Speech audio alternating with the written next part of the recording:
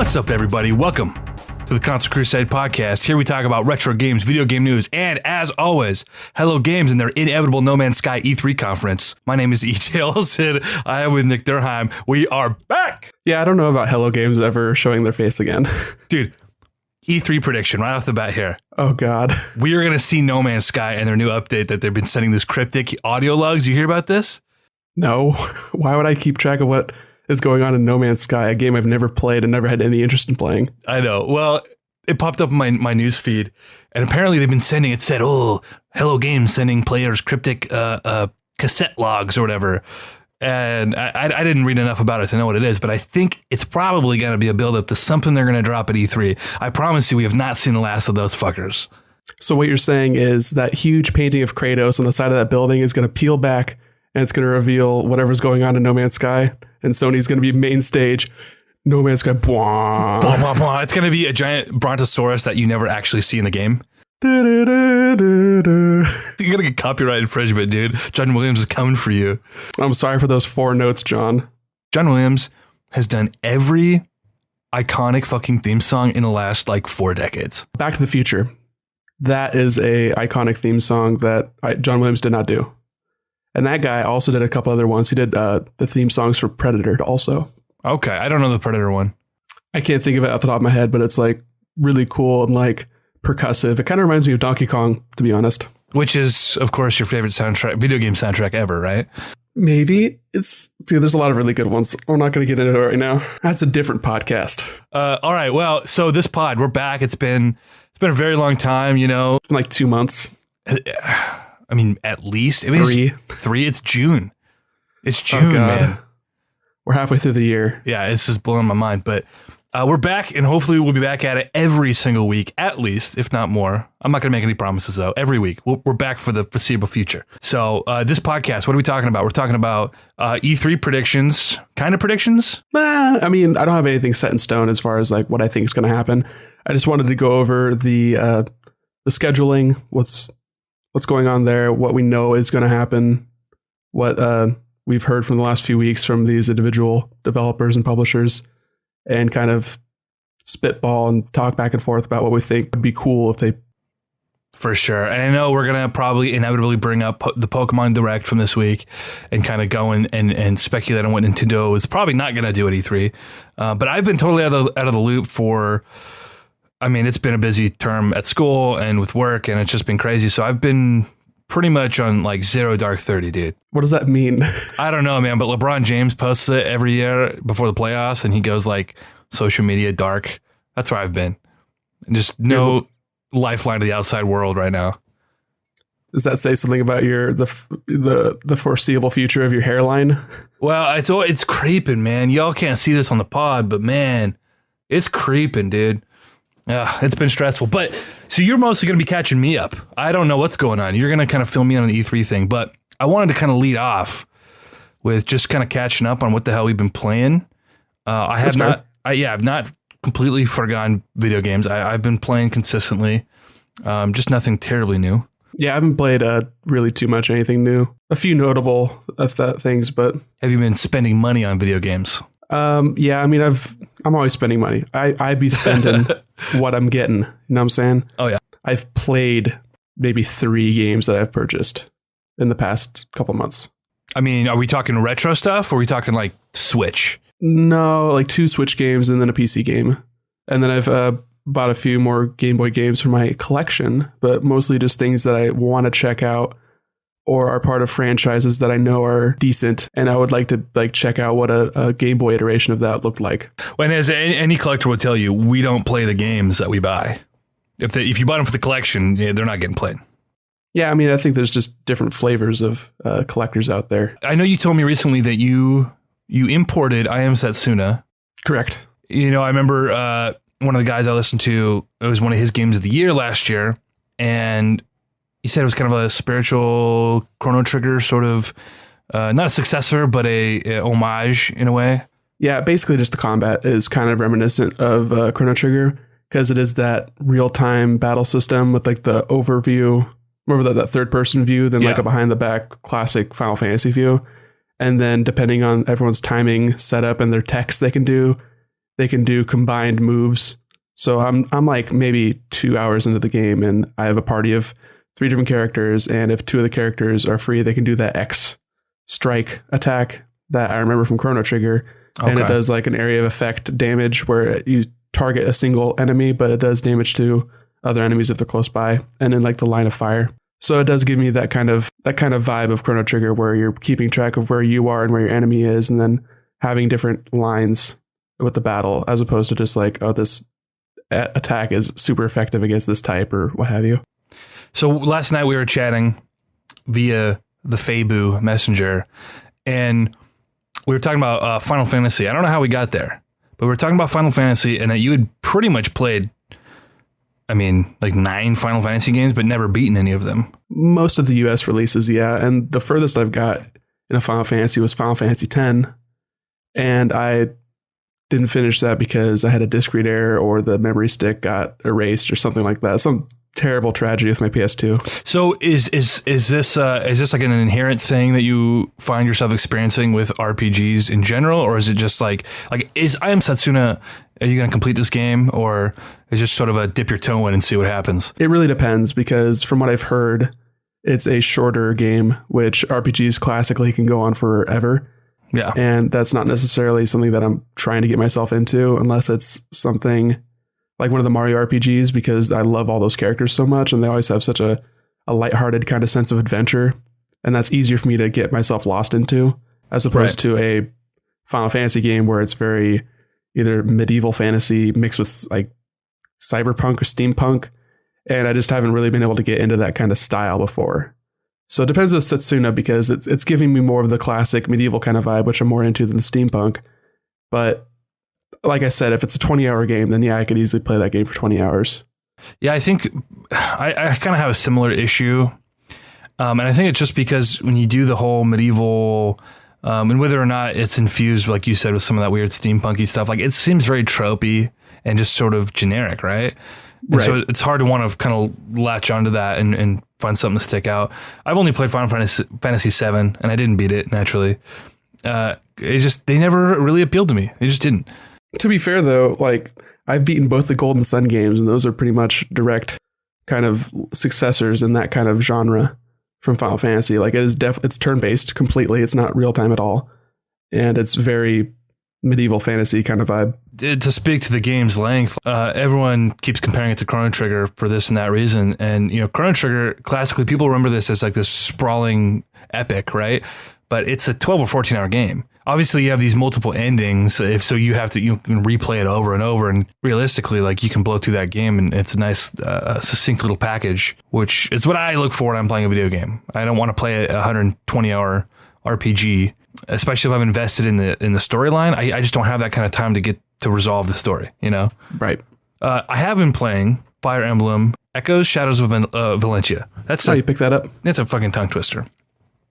Yeah, I actually had forgotten I pre-ordered it months ago, and it was like right before my birthday, I think, and I got a little notification, and I was like, oh, surprise for me. I'm going to go get a new Fire Emblem game. And then I realized that the special edition was like still available on Amazon, and for like less than what I got the regular edition for, including my discounts or whatever. So I was like, oh shit. So I bought the special edition and had it shipped to me. But it was on a weekend. So I got the game in my hands and I had to wait to play it because I was like, I don't want to open this and then get my special edition.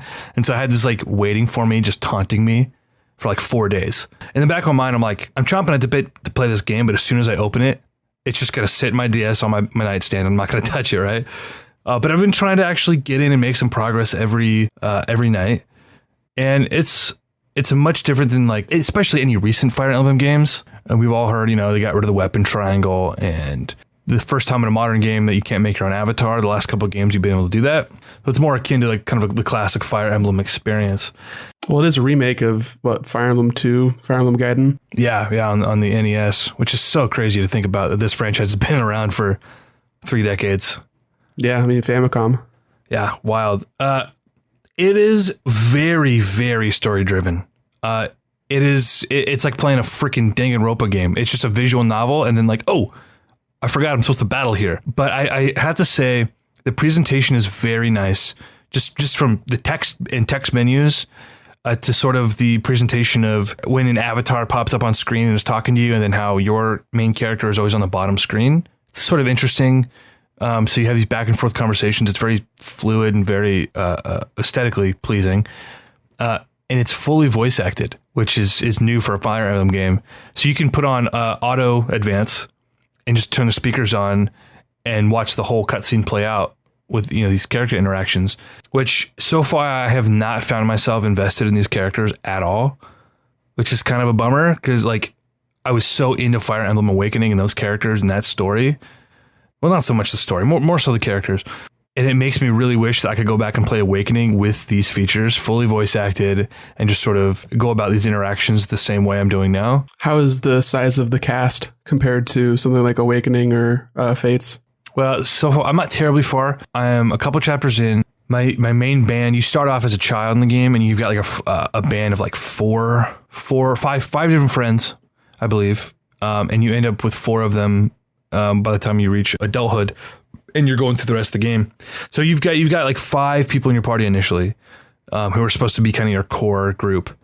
I've met three other people so far to add to my team. You know, I played the first couple chapters and I was like, this game is fucking easy. Because I'm playing on hard classic mode. Okay. Make it as hard as the game will let me right off the bat. Because there's no lunatic mode yet. And it was just really easy. I was blowing through people. I've heard that this game is probably one of the harder games that have come out in the Fire Emblem series. So yeah, that's what I had heard. And I thought, that's nonsense. That's nonsense. I get to about the fifth chapter and suddenly, you know, I have all these level 1 characters thrown on top of me, and all my characters are like level 10 now, right? So they've gone through, they've got a bunch of great items, and like realistically, I can solo a map with Alm, just him, nobody else on the battlefield. I can solo the map so far, which I did on one map because I just got so sick of like coddling these level 1s. Like they throw a Pegasus Knight and a healer at me in the same chapter, and so suddenly I've got a battlefield with like 12 guys, a couple of reinforcements coming halfway through, and there's nothing. I kept dying. I could not, you know, of course, I'm not going to let anyone die. I can't. And so I was being kind of compulsive about it, where I'm like, okay, I need to get them out here. I need to get them a couple of final hits just to grind them up, keep them out of danger though, you know, fly them in when I need to, get them out right away. And I did it maybe 6 times, and I finally said, fuck this. I just soloed it with You know, I had heard from a buddy that the growth rates are just terrible in this game, and I found out pretty quickly, like you'll level up, and like your luck goes up by 1. I can't even remember what the luck stat does from any of the recent games. I have no fucking clue. It was like, oh cool, luck +1. Like that doesn't mean anything to me. I feel like the difficulty is less so because of like the strategy with the terrain, kind of a creative level development where you're combating the terrain and your opponent, but also where and how reinforcements come in. I think so far the difficulty has just been, you just have a bunch of weak cast members that you can't do anything with. Cast members, like we're at fucking Disneyland here. Weak party members, and it's just like, do I coddle them and struggle, or could I just blow through with my main guy and one other person? I guess I'll kind of see how it goes as I get further in the game, but it grew frustrating quickly, and now I feel like I'm playing the game the wrong way. Like soloing maps, like that's not the way you're supposed to play a Fire Emblem game. Yeah, and that might come back and bite you in the ass later. Which I've experienced, you know, especially in Awakening, where I kind of focused on Crom. Well, I Crom in my avatar, and I mean, honestly, by the end of the game, the last couple levels, I'd pair them up and I'd solo it with them paired up, and that worked out fine because they were so beefy by the end of the game. But doing that so early on kind of freaks me out. So. Did you ever finish playing Awakening? No. How far did you get? Were you bored with it? I had like Lucina in my party. That's all I really remember. Yeah, it was pretty boring. Damn, dude, that cuts me to my core. Like I could tell what it was trying to do with like the character interactions, but I just didn't really give a shit about any of the characters. So if I don't give a shit about a game where it's about the characters, then I'm not going to really be able to finish the game that easily. It felt directionless to me. I don't know. Okay, fair enough. I'm just going to, you know, go off and cry on my own here. Lament the fact that my co-host thought my favorite game of all time was boring. Why would I want to go back and play a game with a 3DS, of all things? Well, that's the thing, right? Like we've got this Switch in our hands, but I feel like there's just nothing to fucking play for it. Am I crazy now that Zelda the Lesser is sort of, you know, worn off? I guess it just depends on what you're interested in as far as like indie titles go. Fair enough. Because there are quite a few indie titles coming out. Like Shantae just came out yesterday. Did that get a physical release or just digital? Probably just digital. Gotta wait for that you go to limited run games. Fucking triggering me over here. Sorry. I'm gonna be all over that when they do it. All over it, which I hate. I hate myself. Yeah, I'll probably be. I mean, the next physical release for an indie title I'm getting is probably gonna be Cave Story. I'm a sucker for that game though. It's a great I've never game. played that game. Oh, it's fantastic. And the Switch is gonna have a multiplayer version. I don't know about online, but it's gonna have at least co-op multiplayer, like same screen. I love that they're leaning into that. I feel like every game it's like exclusive multiplayer mode or for the first time. You know, like what some of the most recent ones. Let's see. Binding of Isaac had a local multiplayer mode. Right, yeah. Which is cool. I still haven't done it yet, but like the idea is cool, right? Yeah, I haven't done it. I've only played like maybe an hour of that game. It's kind of hard to like get into my head like to figure out what's going on, but it seems like a game that I'd be into. I'm into like roguelikes. It's just the twin stick shooty stuff is like you know, I haven't played too many twin stick shooter-esque games, and the ones I have played I haven't really been into, but I quickly got into Isaac. Like I haven't gotten crazy about it. Like I can only play for about an hour at a time. I'll pick it up every other week, put an hour into it and like get really into it for that hour, right? But then it's bedtime, and then it's just not a game I pick up again. You know, because it's supposed to be this pick up and play experience, but I've just never had a run long enough that I could get like lost in the run. Okay. I think the furthest I've gotten is like the third floor, and there's like a 6, I think. I don't know. And then you can like loop, obviously, because roguelike. Yeah, at first it was a little obtuse at first. I went to YouTube and looked up a bunch of videos like so they could explain how some of these mechanics work, because the game doesn't explain these things to you. Yeah, and each like iteration of Binding of Isaac has kind of added a lot of new stuff. I mean, has it been things evolving, or are they just adding new content? I think it's both. I'm not really sure. I'm not the Binding of Isaac whiz kid over here, but there was Binding of Isaac that came out in like 2014, and then Rebirth, then Afterbirth, and Afterbirth Plus. Rebirth Plus is probably in there. I mean, there's just a bunch of like iterations, you know? Yeah, that's some Nintendo naming scheme right there. What, Afterbirth? Well, the Rebirth, Afterbirth Plus, new Afterbirth Plus. I'm just surprised that Binding of Isaac got a physical release on a Nintendo console. I mean, it's very much like child gore with weird religious overtones. That's not Nintendo. Well, initially, that game did not get approved to be sold on Nintendo platforms. If I recall, when they initially set out to sell the game. Right, and then they relaxed it a little bit, I think.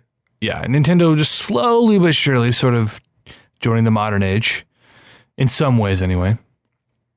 Oh, God, that's something we never had a chance to talk about, was their online service and the voice chat. We're not going to get into that. We don't need to do that right now. I said at the top of the podcast that we talk retro games, and we never do. And that's kind of the joke. We never talk retro games for a podcast that says, that touts such a thing. But I ended up picking up a couple of retro games, and I wanted your opinion. Tell me what you got. What you really, really got. A couple things. This might be a little bit of a cop-out. But first, I was at Goodwill of all places, and I got a little bit of a score. They price things based on eBay over there, but there are still deals to be had if you pick up a couple of things and you know what you're looking for. Like there was a copy of Final Fantasy 3 on the Super Nintendo, priced as a loose cart, but came with the box, which I was like, oh, that's a steal. I'll get that right there. But the box had a little bit of damage. It was crushed and it had no manual. And I said, you know what? I don't want this game so bad that I'm about to drop $50 on it and then flip the box. Like it just was too much of a hassle to think about. So I said, leave it for the next poor soul to come through here. But I did end up picking up Bomberman 64. Classic. I had never played a Bomberman game until Switch. You're going to play the same exact Bomberman game with that one. They leaned a little bit heavier into the different like levels. Okay. As far as like verticality in these stages. But yeah, that's like obviously the N64 leaned super hard on the multiplayer aspect with the 4 ports. Right. And like Nintendo wanted to sell 100 controllers to everyone. So that was definitely a really good co-op.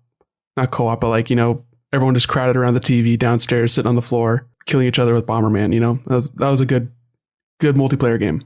Did you play that growing up, or did you own that when you had your 64?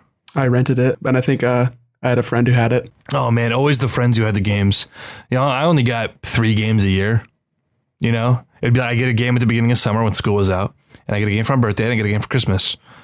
And so, yeah, it was always like, oh, my friend had this game, or like you go to Hollywood Video or Blockbuster on the weekend. We would do like the 5-day rental, like Game Crazy or Hollywood. Yeah, dude. Oh, Game Crazy, man. I don't know if we talked about this on the pod, but Game Crazy, they were located inside the Hollywood Video. They shared a building, at least where we lived, and they were the only place that would rent out handheld games. Yep. But they were never for a week. I think they were like 3 days at a time. Do you remember? I'm not sure. Yeah, that's where I first played Fire Emblem. I just thought it sounded cool. It said Fire Emblem. Like, that looks cool. It's got a sword on it, you know, and Sold. Yeah. And then it was funny because you ended up, unbeknownst to me, renting the same copy. And then I went back and rented again the week later, and I was like, what, Nick? And, you know, being a kid, of course, the only Nick I knew, I was like, oh, this must be Nick, right? Like, the chances of it actually being you who rented it and started a save on the copy I had played, well, it turns out it actually was you. And so, you swear it was the first Fire Emblem? I swear to God it was the Sacred Stones. It was definitely the first one. I've never played Sacred Stones. Which we've had this exact same fucking dialogue like 90 times. I still don't believe you. Until I play either of those games now. I mean, it was either you rented Sacred Stones and it was some other Nick, or you rented Fire Emblem and it was me. Those are two options, bud. Those are the two options. And I don't know until I pick it up and play. I don't know if I'll even remember the games. I barely remember the game I played. It was so long ago. Classic intro with that Fire Emblem game. I mean, you start out with Lynn, you got to defend the village, and then you go and meet Kale. And, well, it was the two knights, and then Carrot cake. They are knights under Ellawood, which is Roy's dad. Okay. Which Roy was in the 6th Fire Emblem game, which was not localized. That was the Binding Blade. Sword of Seals, Binding Blade, whatever. I did not mean to say braid, I assure you. Is that a Freudian slip? Am I a latent racist? Freudian? Freudian? Well, fuck you. I'll give you that Freudian slip. Hey. Binding Blade, or as my copy is known, the Sword of Seals. Yeah, man. That was a cool name too. Less cool. Binding Blade is so much more epic, I feel like. The Binding Blade. It's got that alliteration. They both have the alliteration. Alliterations are powerful. Binding Blade. I don't know. Sword's just a softer word. That's exactly it. You know what? It's always... when we try to name this podcast, let's get tangential here. We had a couple of different ideas, and it was interesting to get your feedback because you would think about words in a way I never have, and you'd be like, oh, that word's got a nice ring to it. It's a very like, how did you describe a swap? It's a fun word to say. Has a strong start and end. Swap. It plays well vocally. Right, and so that's never something I thought about. So when we're like throwing these names out. And it was like, oh, like our podcast couldn't be called the Slushy Mushers because that's hard to say. That's actually a fucking tight name. The Slushy Mushers. This is our new podcast, the Irish Wristwatch. Okay, that's cruel. That is cruel. I think the original name that we had come up with was Cart Swap. And we're going to talk about mostly retro games, and that was ill-conceived and short-lived. Yeah, we never talk about retro games until just now. Until just now. And retro names. I got that fucking Bomberman 64. Okay. And then next to it, I saw a little doodad, a box of Game Boy Advance games. And I saw a green label and I thought to myself, could it be Dragon Ball? No, it turned out to be like Crash Bandicoot or something, I think. What a letdown. But the green label intrigued me because there are a couple of games with green labels that I was looking for. I said, okay, we'll see what's going on here. Well, I started digging through, and they actually had a bunch of really great games at reasonable prices in the $5 to $10 range. Mm-hmm. They had several of the Super Mario Advance games. Those are all like must-have. Oh, yeah, totally. I own them all, though, so I was like, leave them for the next parcel. Okay.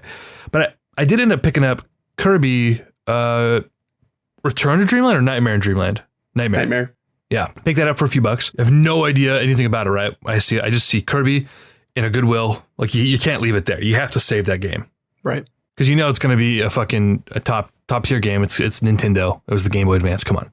It's a really good looking cart too. I really like the dark blue and then Kirby with the action pose with the cool bandana on his head. Dude, it's sick. Very attractive. So I haven't played it obviously, but I picked it up. A couple bucks. Good deal. Okay. My cop out that I mentioned earlier was I picked up Kirby Superstar Ultra for the DS. which is a remake of obviously the Superstar. Nintendo, Super Nintendo. Yeah, which is like such an amazing game when you look at it. It's like several classic Kirby games and then all these mini games. It's like this value pack. Yeah. You know, I don't know what they sold it for back in the day. It's like All-Stars plus World, like for Kirby though. Oh my God, dude. All-Stars plus World. That is like no one ever talks about that. Like in the collector market, it's like, that's kind of a sought after thing, even though it's not terribly rare, I don't believe. But I've never heard anyone just talk about what an insane deal that was. That was like two of the best games of all time they just gave you. And then like one of the most important iconic games of all time. Why, you just going to sweep Mario 2 under the rug like that? You know, I'm really not a fan of Mario 2. Mario 2 is amazing for what it is. Like, it's crazy that game was made. So that was like a riff on Doki Doki Panic, correct? Yeah, pretty much, yeah. But it introduced like several important enemies. It introduced Shy Guys. Introduced like the concept of Luigi being different from Mario in any real way. That's you know, I was just listening to a podcast and they were talking about the Mario Kart games and which one was it? I think it couldn't have been Super Circuit. It couldn't have been Super Circuit. Had to have been before that. It was the first time that Luigi got a different voice. He used to have 64. Was it 64? Well, because he used to have the high pitched voice, just like Mario. Well, that was in the Japanese version too. Right. So check it out. Last night I sent you these screenshots, but I wanted to bring one of these up and get your opinion on this. I just thought it was interesting. I was watching a thing. They're doing a trivia, Mario trivia. A couple things here. So Mario, before he became known as Mario, right? We all know that he was used to be referred to as Jumpman, right? Mm. Well, what I did not know is they also referred to him as Mr. Video. Yeah, I knew about that too. The third official name for him, he was referred to in various media, was middle-aged guy. Wait, I thought Mario was 24 years old. Oh my God. Miyamoto. Dude, that is just the worst. Mario's 24. Okay, Miyamoto is a really sardonic son of a bitch, and he had to have been trolling. Dude, he's a troll. He totally is. I need to know the context of the interview.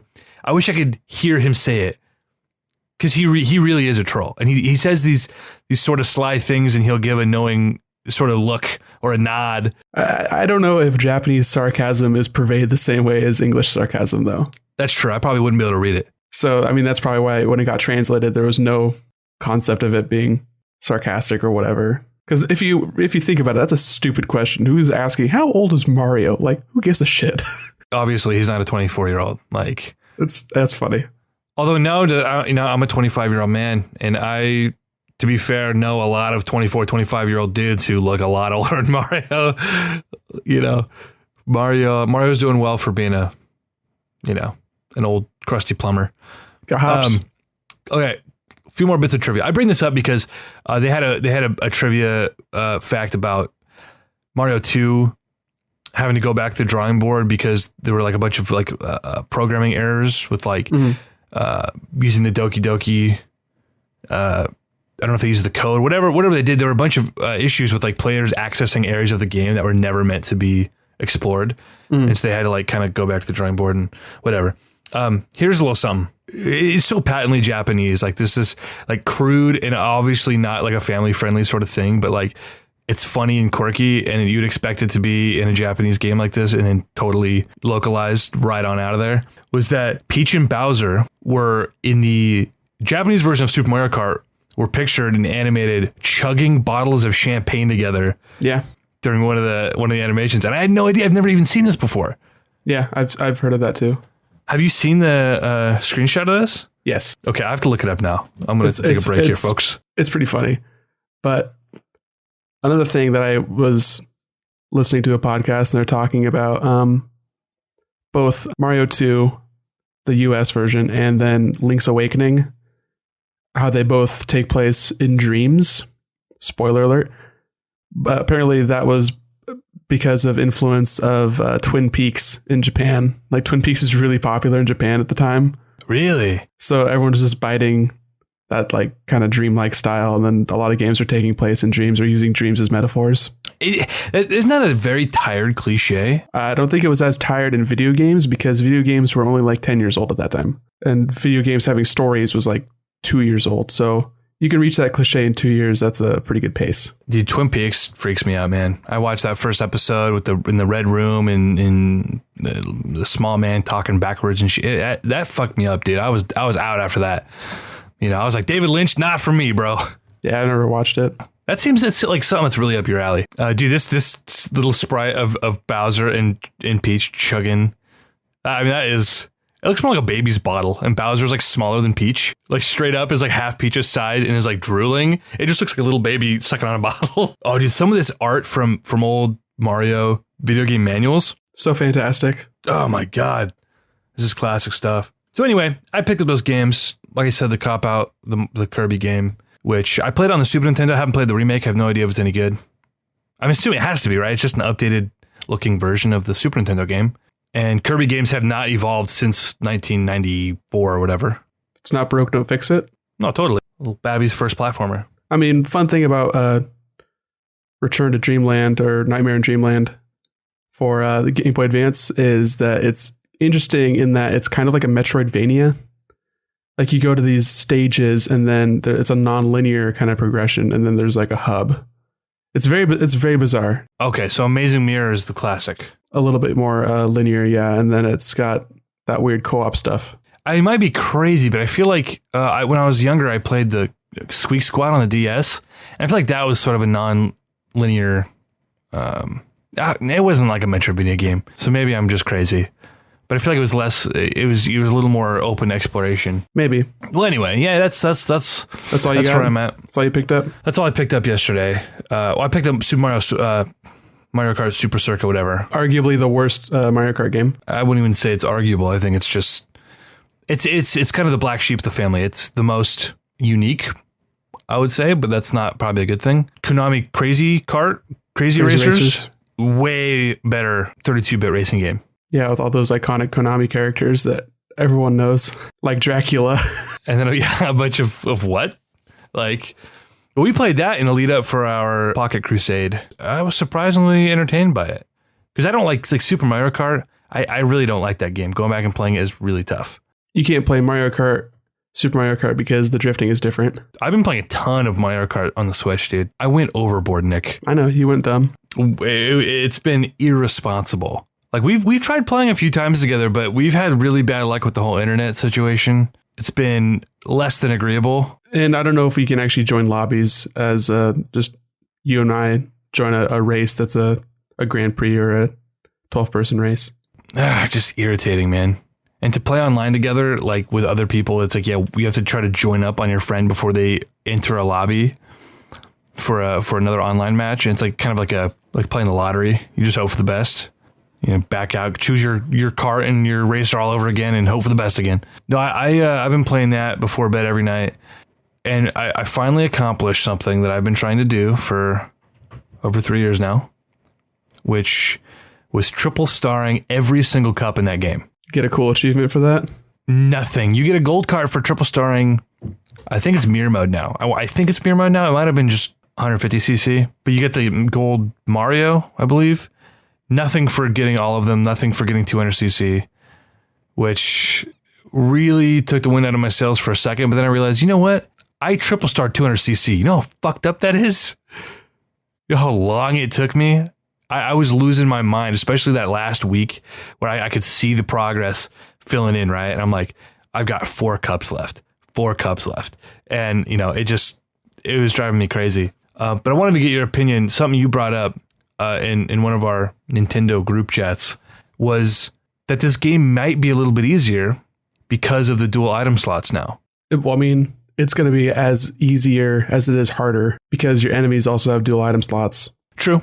And then also when you're in first place, it makes it a little bit easier because you get your first item and it's always a coin.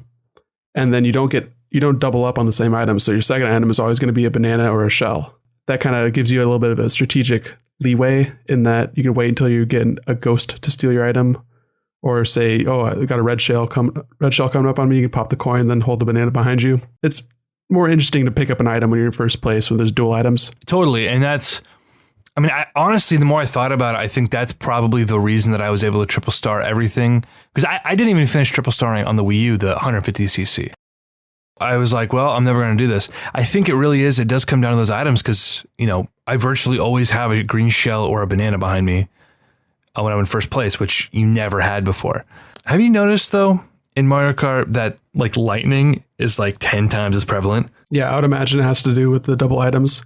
I was reading a little bit on what they use to determine what items you get. Right. And it has to do more with your distance from first place than it does your position in the race itself. So if someone in the middle or like a certain distance from you is getting like, you know, triple red shells and then another item, they're not going to get triple red shells. So it just makes it more likely they get something like lightning or stars. I've seen a lot of people with stars. I tell you what, man, one of the most frustrating things is being in like, you know, racing online, you end up falling to the back quite frequently. Just because you hit with one item, it's different than playing against CPUs, right? You get rained on. It's just, yeah, it's green shell turns into just 12th place instantly. And you don't come back. Not usually, but I make, you know, my valiant effort. I mean, the best you can do is get in like 5th. But that first that pack of 4 is not going anywhere. They're staying up there. So it's kind of luck of the draw at the beginning of the race. Like kind of where you are after the first lap is where you're staying. Even less than the first lap, I think. But being in 11th or 12th place and pulling a triple red shell or even a star is useless to me in 12th place. It's useless. Yeah. Also depends on the track. I mean, getting even like a gold mushroom sucks if you're on Rainbow Road. Like, when are you going to use that? There's no straightaways. No. Oh, that is Rainbow Road, man. Honestly, I think the cup with Rainbow Road and the cup with Neo Bowser City, those are the two hardest cups, the 200cc. Those, I mean, I played those cups probably, God, I don't know. I can't even put a number on it. Over and over and over for a week. Did you get brake drifting down? Brake drifting. Explain this to me. So when you're drifting, you're holding A and your trigger button to drift. Right. And then if you hold B also, you do a tighter drift. Oh, really? So you can like flutter on the B to like kind of position yourself so you're not sliding off the edge, especially if you're going to get your boost. And then you just boost off the opposing corner. No good. Right. Yeah, I've never even heard of that. So I'm going to have to check it on the YouTube. You can accelerate by holding Y instead of A, which makes using the heel of your thumb a little bit easier to hit the B button. You know, I noticed that. That's really nice. A lot less fatiguing on my big banana hands. But it does make it difficult to look behind me, which I do quite frequently. Never look back. Never look back. Life advice from Nick Durham over here. Well, anyway, that's enough about that whole deal. Have you picked up any other games for your growing GBA collection? Except for Donkey Kong Country 3, which apparently you also gave me, but I don't know where it is. I did give it to you. It's probably just sitting somewhere and I just haven't seen it. My desk is kind of it's a cluttered mess right now. I know I got it for you because I remember being at the retro games spot down here in Eugene, and I called you. I think I texted you and then I called you and you were sleeping. And so I was like, because they had like Super Mario Land 2 and they had a couple other things. Well, this was a different time. I'm thinking of anyway, I remember calling you, didn't hear from you. And then you're like, oh, I don't have that game. And I was like, oh, it was like $9 or something. And you said, oh, that's a good price. So the next day I went back and got it and then gave it to you. I want to say I gave it to you when we got our Switches. Probably. I want to say that sounds about right. So anyway, if you find that copy, you can give it to me. Totally fair. I can do that. Give it back to me.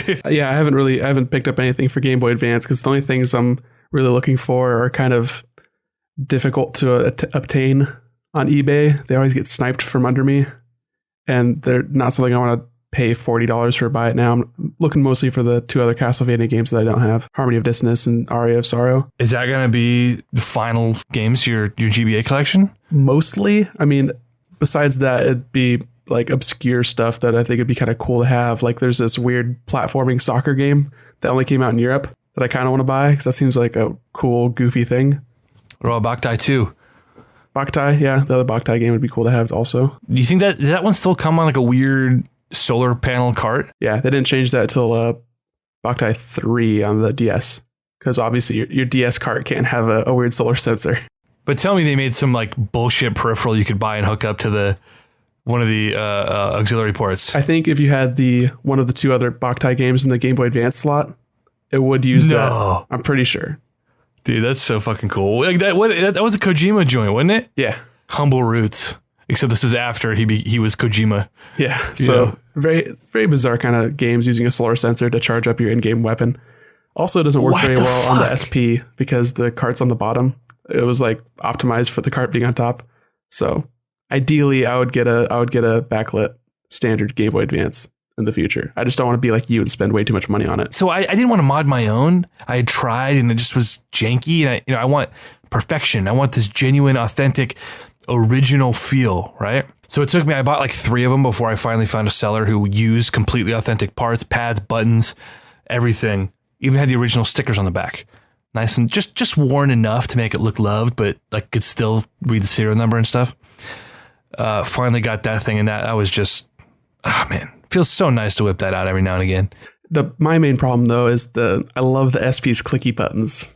And the Game Boy Advance does not have clicky buttons. They're mushy. I do agree. They're not mushy in the way that like the DS D-pad was. Not the original DS, but the original DS D-pad was also legit. That was firm. Dude. Oh, stiff. You like them stiff, bro. Well, yeah, you got to get it stiff, because especially if you're playing Mario Kart DS, you're snaking. You got to slide your thumb back and forth. And you're just clicking the shit out of that thing. Oh. Dude, you know what? Next time I'm in town, we're going to whip that out. I just want to play some old school battle mode on the handheld. Man, we'd go on these road trips, 3-4 hours in the car. You only need one copy of the game, and everybody could hop in and battle or race. Yeah, but you'd be stuck with playing what, Shy Guy? Shy Guy, yeah. Which is still tight. Shy Guy's cool. Come on. Shy Guy's fucking cool. That's what my brother to this day is. Shy Guy. I didn't tell you my brother bought a Switch. Right. I bought him Mario Kart. So I guilt him into playing with me. But to this day, he still plays Shy Guy. All because of that DS back when he was, fucking 9-year-old or whatever. Hell yeah. But anyway, the games that I've picked up recently. Oh, right. Give me. So I also have Game Boy games and Game Boy Color games, obviously. So I've pretty much got all the Game Boy games that I would really want. Maybe like some other Pokemon titles, but beyond that, it's kind of like just little things here and there. So I was going through and I was picking up games that are from series that I'm a fan of, but I've never played the Game Boy versions of.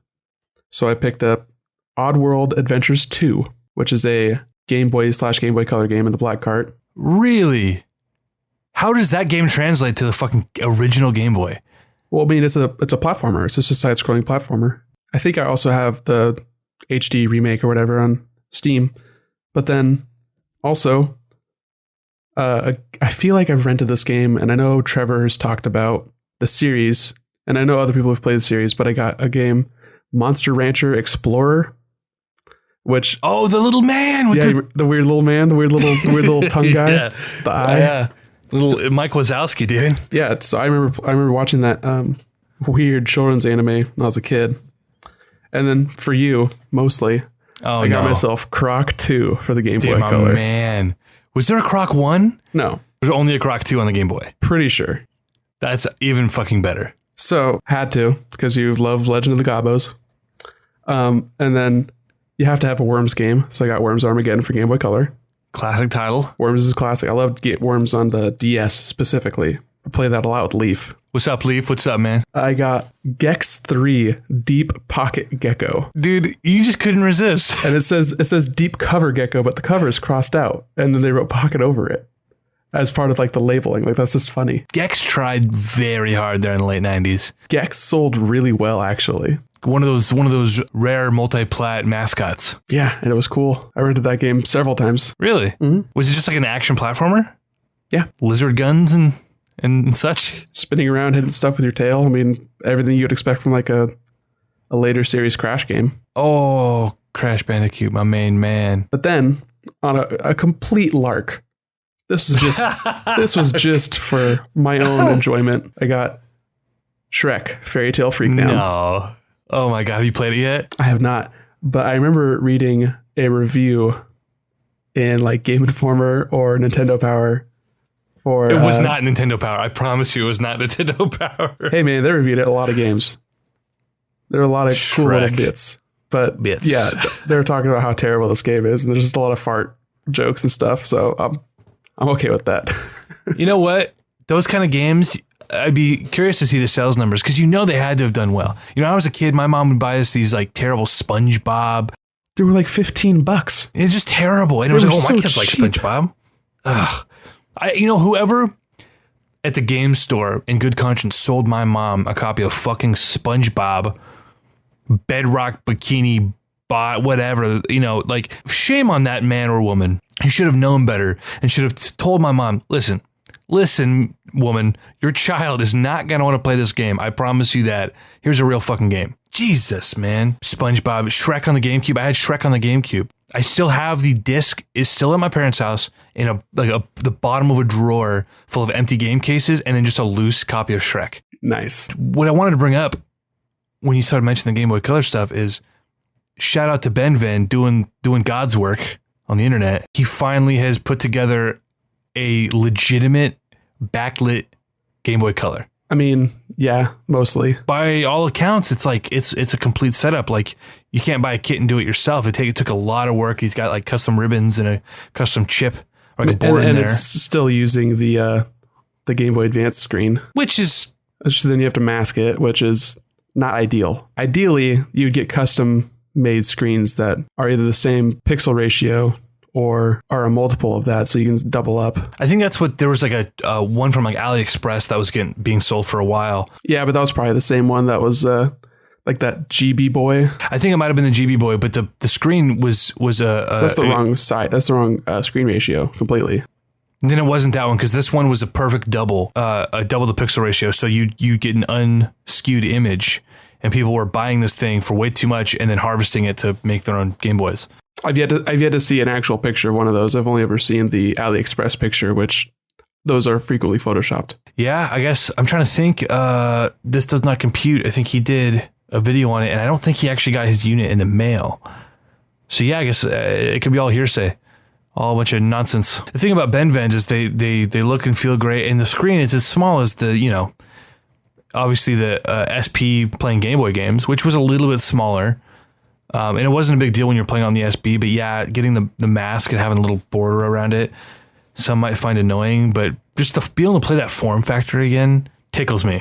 And the ghosting on the advanced screen was a lot less than any of the Game Boy screens. Well, the SP screen had the backlit version had some pretty rough ghosting. But not as bad as the Game Boys. The original Game Boy had horrible ghosting, and then Game Boy Color and Game Boy Pocket had better.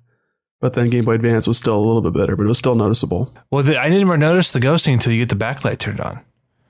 It was as a kid, I never noticed it. And it wasn't until I got my hands on an SP where like... You didn't notice it because you couldn't see the pixels. I mean, that's true. Trying to play it by a fucking street lamp through the blinds, trying to find that perfect angle at midnight. No, I remember the first time playing an SP, playing my buddies. I was at basketball practice, sitting on the fucking bleachers. And he whipped out his SP, and I was sitting there in fucking basketball shorts. I was like, let me play that thing. And it made me feel like sick. I couldn't play basketball the rest of the night. I remember being like, this is like my first time experiencing like car sickness. But I came to find out people who feel car sick, this is what they feel like. It made me feel car sick playing the SP with the bright light turned all the way up and the ghosting on the image. Like it was really bizarre. It kind of freaked me out. I was just a wee lad. It was the front light one, right? Yeah, it was the front light one. Now that I'm thinking about it, it was the NES Special Edition. Dude, that thing was pretty tight. Yeah, they never did the AGS 101 model with any of the cool colors. Like they put out like crappy baby blue and like pink. Dude, those are still pretty fly. And to be honest, I got the Onyx one, so I'm pretty stoked about that. That's you replaced the shell on that bad boy to make it. Yeah, I just gave it a black shell because my original one was graphite, so it had the gray buttons and the darker black case. And then right. The 101 with the true backlight had a lighter black and then actual black buttons.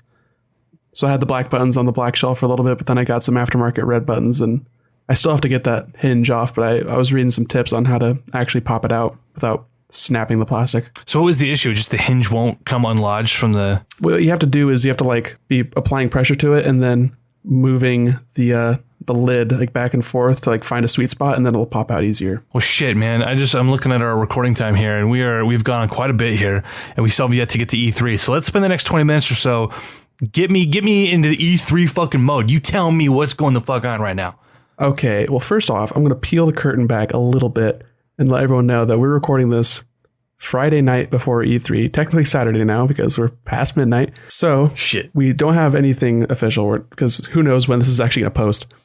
So, but Saturday, later today at noon, is EA's conference, which is not actually at E3. They've done their own separate thing for the last couple of years, and they're EA Play. And then Sunday is Microsoft at 2 p.m. and then Bethesda at 9 p.m. Then Monday, there's a PC gaming event that's at 10 a.m., which they've got several different developers that they're going to be focusing on. And they've kind of mentioned that they're going to be talking about certain games, none of which that I'm really interested in. But who knows, some stuff might come out of that.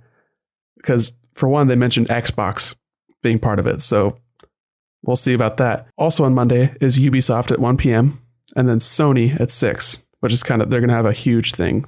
Just know it. And then Tuesday, as per usual, we got Nintendo fresh and early, 9 in the morning. Oh boy.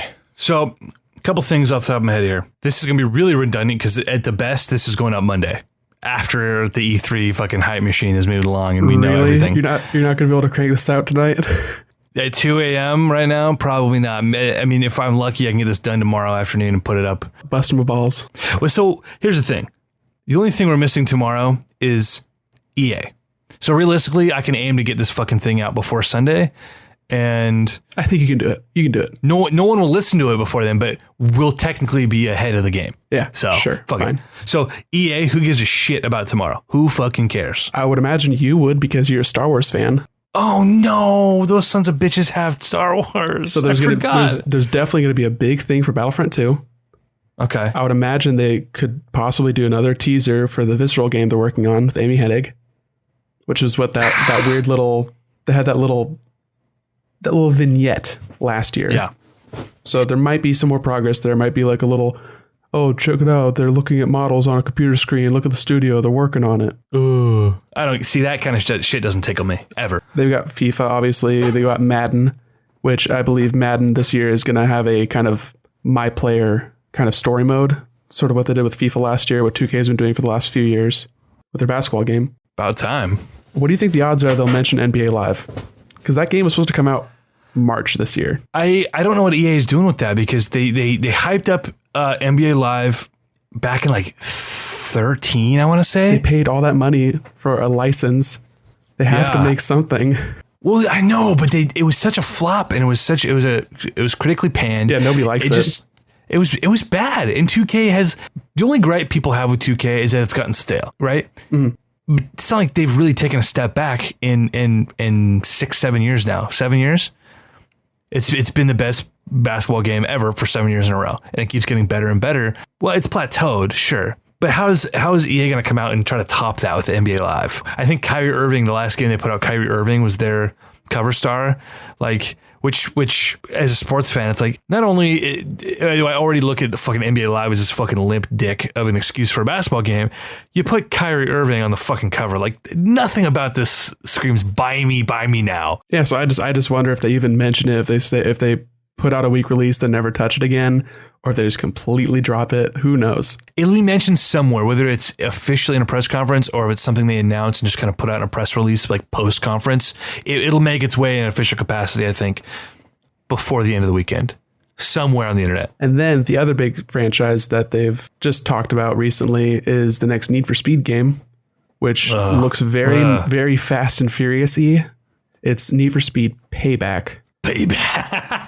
Or Need for Speed Paycheck, because they're going to sell a lot of them. Well, you know, that's a franchise that's always been strong enough and it sells like gangbusters. I mean, I don't know if it's really as strong as it used to be. There's so many other car games that people want to play. Like looking down the line, we're probably going to be seeing another Forza game at Microsoft to show off the new hardware. You know, Forza Horizon did pretty well. They just did that Hot Wheels partnership, which looked really cool, actually. Dude, everyone's doing the Hot Wheels partnership. Hot Wheels making a comeback, man. Hot Wheels, they're trying to get their fingers back in the game. Yeah, well, they're doing the smart thing is, you know, kids don't want to play with fucking little dinky Hot Wheels cars. But the idea of these, you know, little tiny race cars with all this character, very cool. You know, I can play in a video game, even cooler. So good on them. Yeah, so EA, I think, is a weird, they're a weird publisher, man. They develop kind of the same games every year. They're kind of like the least exciting out of all the big AAA producers. I mean, maybe Activision is a little bit less exciting, but Activision doesn't have like a conference. They're just going to be hanging out with Sony because Sony and Activision are like buddies now. That hasn't always been the case, but like I always associate Activision with my PlayStation growing up. No, it was Xbox definitely during 360 era. Call of Duty was like an Xbox title, basically. Well, see, I was talking growing up, like playing the PS1, PS2. That was a different Activision. That was before Vivendi and the Blizzard kind of combination. Okay, the more you know. Activision has a storied history, as we've talked about in our Development Shimfo podcast. Yeah, I checked it out. Episode 3 or episode 4. One of those episodes. Go fucking find that shit. We only have 11 episodes, so. Activision, A New Hope. So you don't see anything like out of the blue for Electronic Arts? They're kind of just sports and Star Wars. They're going to have lots of Battlefront 2. They're pushing the shit out of that because that game comes out in 4 months. Mm. Right? October, is that right? Or is it November game? It'll be October, November, somewhere in there. Yeah. 4 or 5 months. They'll give a release date. You think we'll get that locked down? Yeah, and I think they'll definitely show off the single player. That'll probably be playable like behind closed doors, or like they'll have like a booth to play like a single player mission. Definitely. And we'll hear more about eras outside of the original trilogy. They probably won't spend too much time laboring on the Clone Wars. Yeah, I just saw a picture of Darth Maul facing off with Yoda. Oh my God, that's fucking tight. I love those little what ifs. Like I hope I have a chance. I hope there's a mode in Battlefront 2 where like, I don't know if you remember the PlayStation 2 game, but Revenge of the Sith. It was like a fucking fighting game, dude. Oh, it was a 1v1 fighting game. It was like arena fighting game kind of? Mm-hmm. Oh, yeah.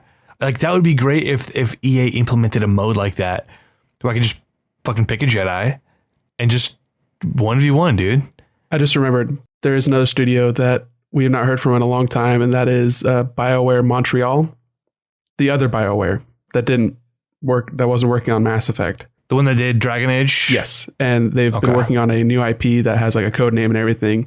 So there's potential that we could see something from that. Oh man, see if we hear in some capacity hear about a KOTOR game, a legitimate, not some bullshit online, not some half-ass spiritual remake like the Battlefront game was not the Battlefront anyone wanted.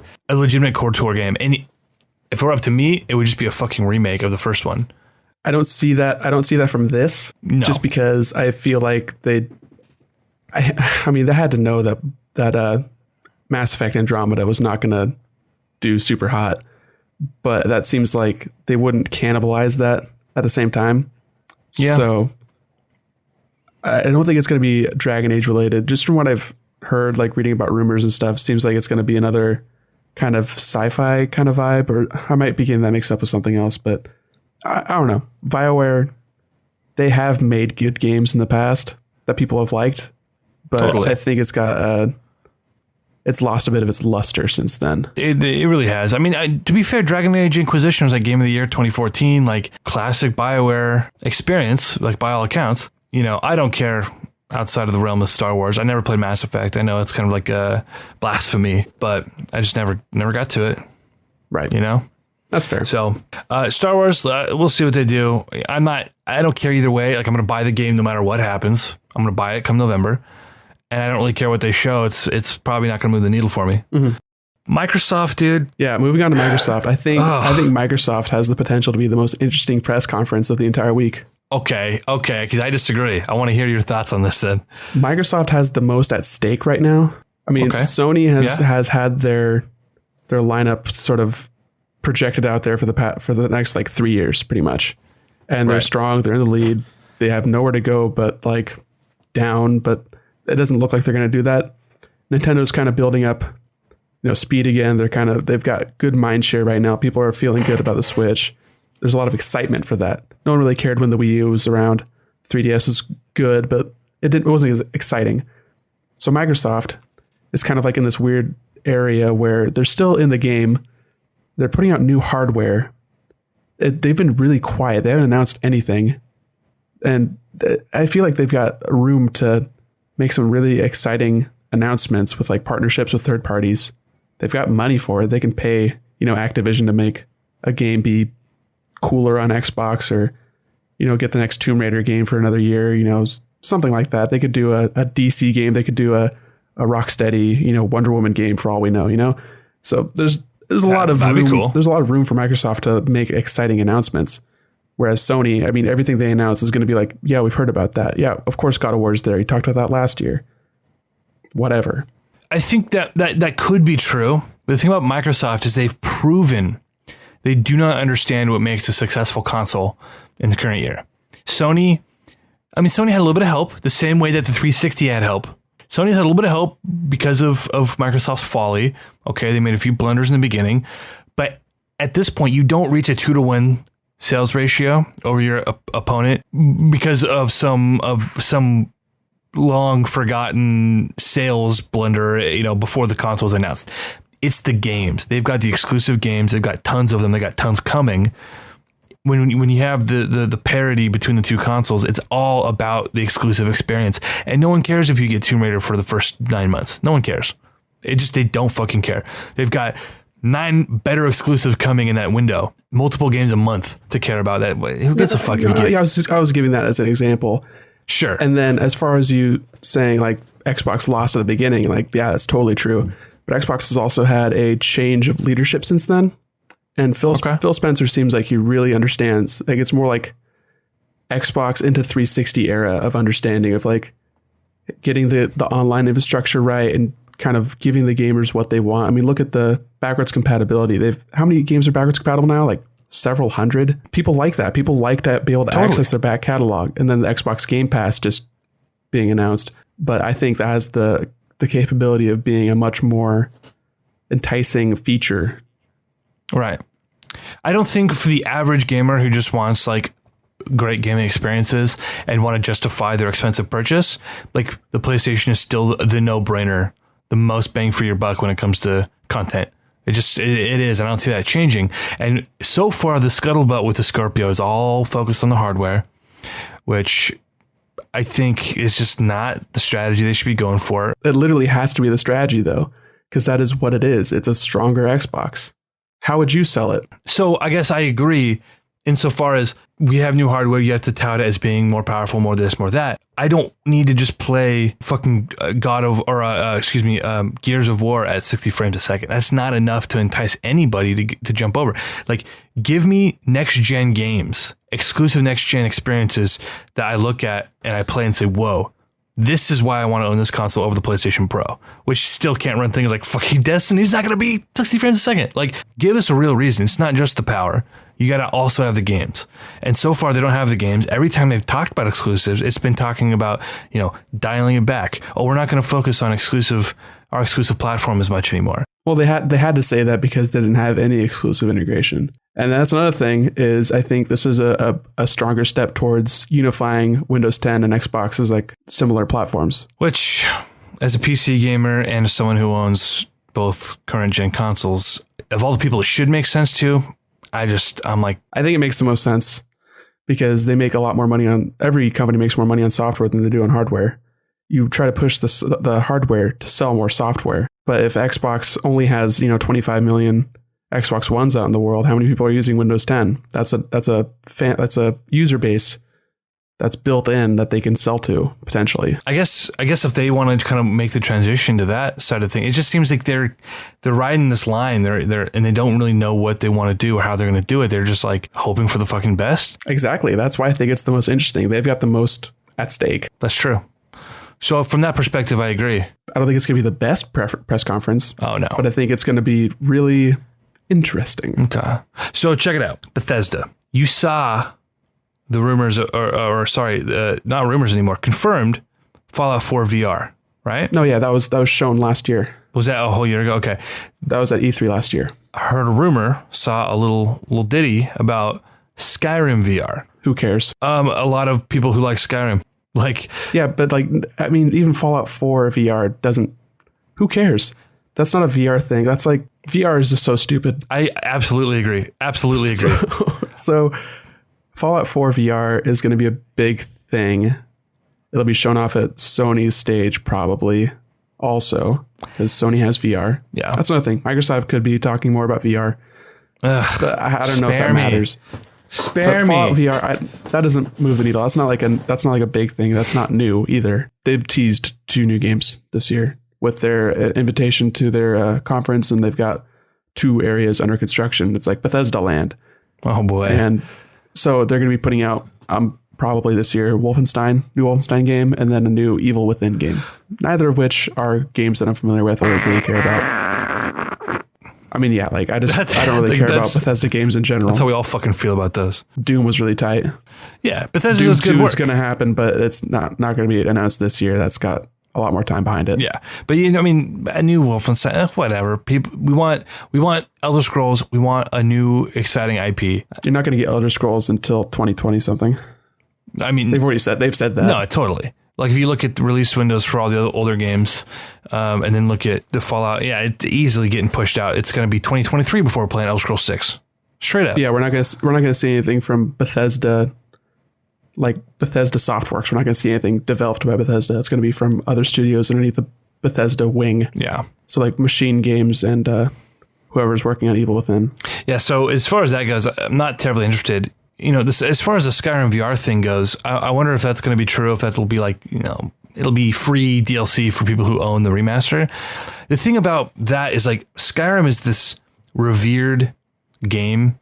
It's like one of the holy grails of open world RPGs, in a way that Fallout 4 came out, people liked it, and then it went away.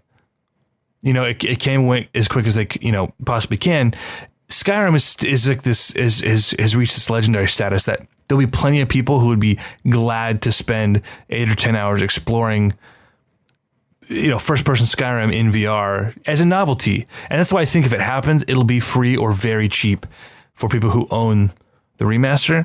And it'd just be more of a, what I think is probably was a proof of concept, right? It was just to get it running on the engine, because Fallout 4 is running on an updated version of the same engine.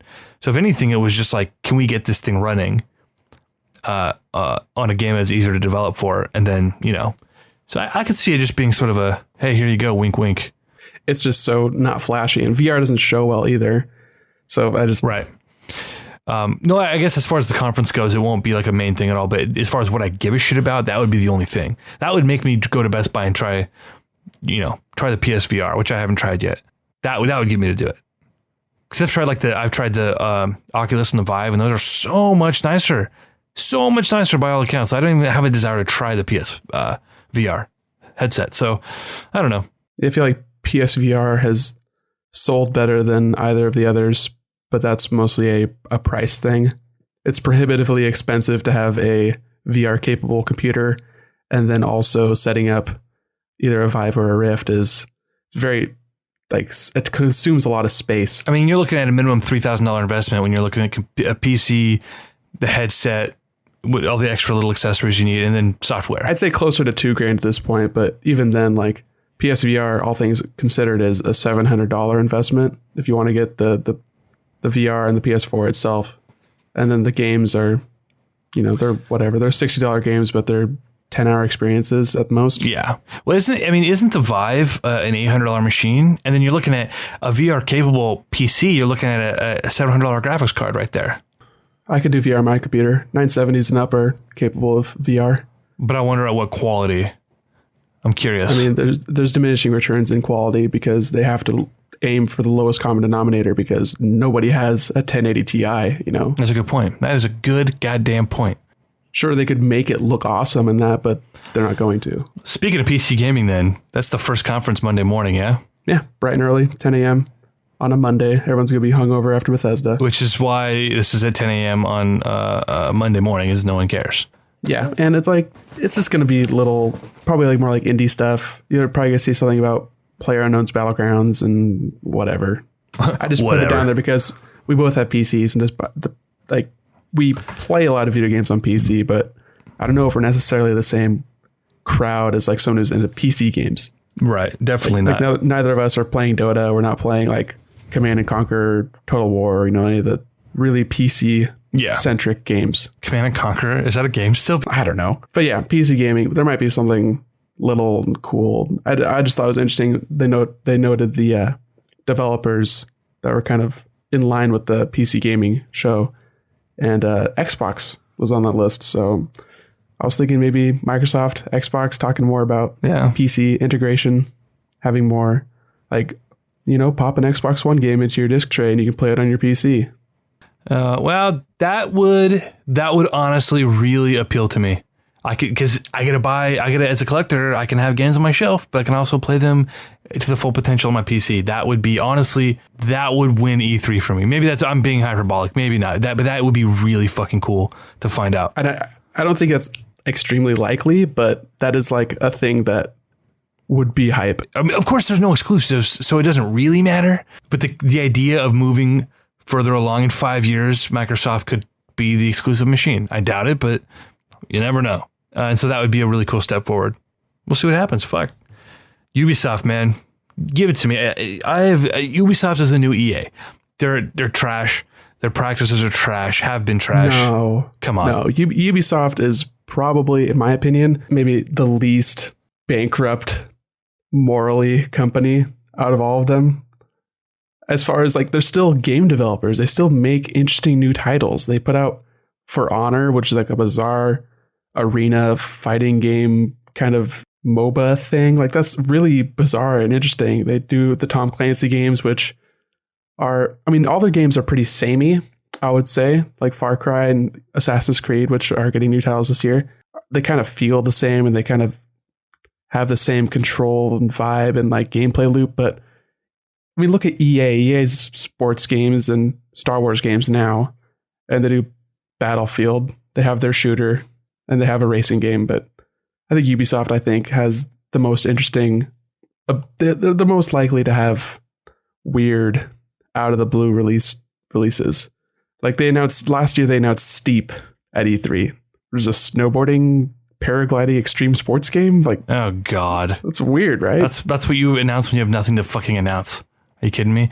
I just mean drawing the EA comparison. Like they shovel out this mass produce fucking drivel that it makes them money. No, I know, but it got to a point. What Activision does, and then they start doing shady fucking things where like review embargoes that don't lift until 8 hours after the game is released. And that's Bethesda. No, Bethesda doesn't send out review copies, which is a practice I fully support. But having an embargo on your game after the release date, like I know more and more companies now refuse to even take a review copy if there's an embargo like that. Well, yeah, because if they're trying to do it timely, they just buy the game. Right. And just say no to that embargo in the first place. So I say it's totally fine for EA to do that too. I think reviews they were in the past a marketing tool, and they don't need that anymore. They're big enough to have commercials. Why would you need marketing from some dinky gaming website? Who cares? Well, I'm talking about Ubisoft, especially had the Assassin's Creed incident from several years ago. They did that, and it was just like it's just shady and not consumer friendly. I get it. I think they're just weird and French. Well, I don't want to necessarily associate those two things together. I've never met a French person, bro, so I don't know. That's not true. Holy crap! I was gonna say, you have. Holy crap! She was weird. She was a strange woman. And French. Damn. Well, that's how stereotypes are made, brother. Right there. You beat one, and that's it. That's it. All French people are weird. No.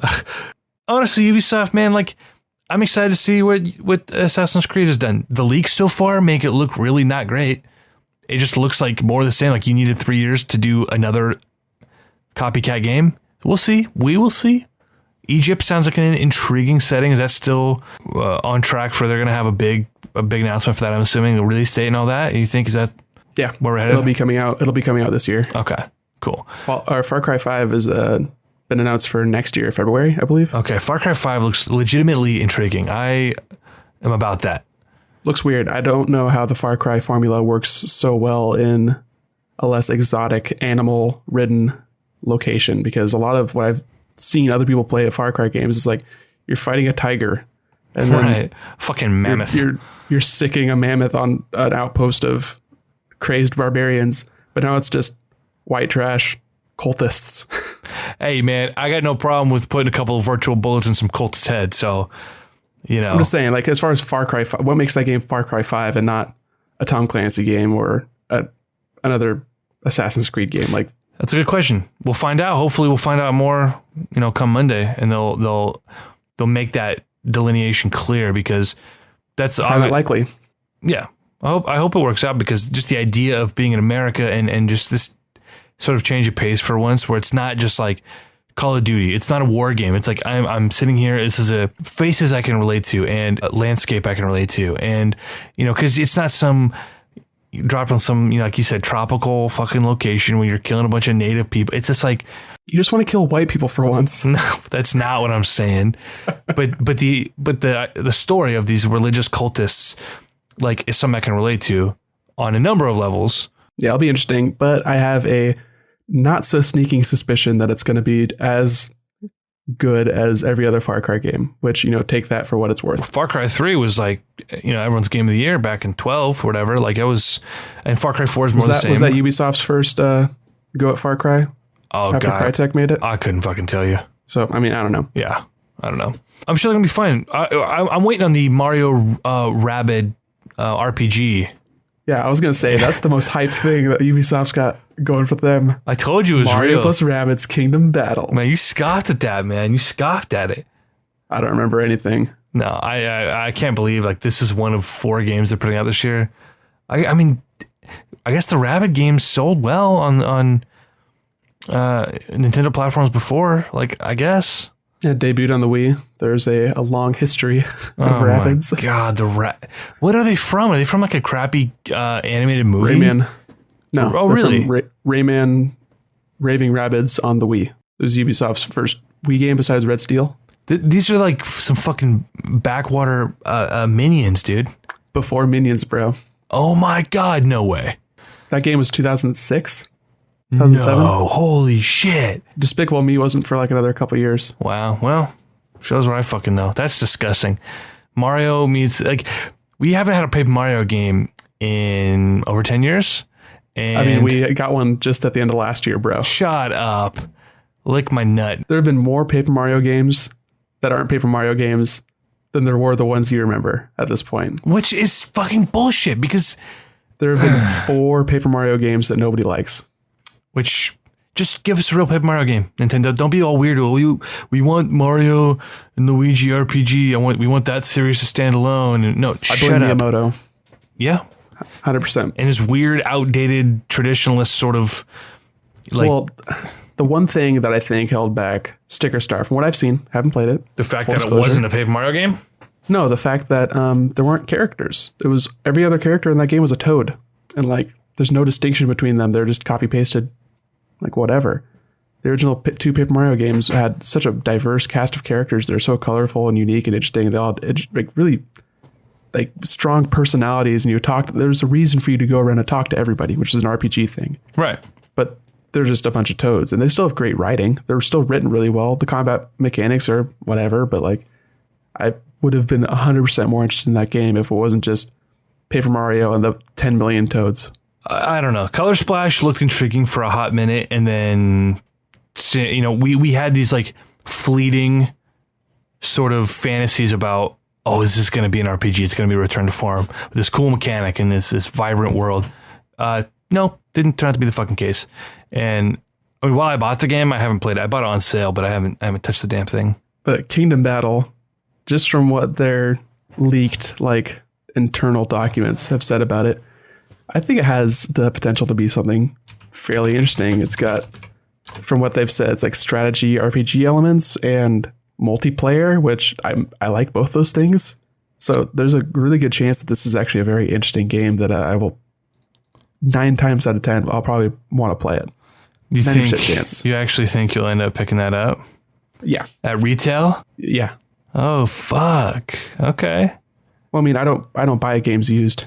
Sorry, I guess when I say at retail price, I mean initially for full MSRP, or you like wait till it goes on sale? I mean, that's what I mean. Sorry. How many games on the Switch have gone on sale so far? That's a good goddamn point. Nintendo fucking never puts their shit out for sale. So, and this is probably, I mean, I don't know if it's Nintendo in charge of this game as much as Ubisoft. I mean, they've got Rabbids dressed up as Mario and Peach taking weird selfies. I mean, I feel like this is more Ubisoft controlled than Nintendo controlled. Yeah, it's probably fair. But I wonder, they can afford to not put that game on sale, though. I mean, Switch owners are starved for games. It's brutal. Well, let's move on to Sony here, because I'm excited to get to Nintendo. I feel like we have a lot to talk about with Nintendo.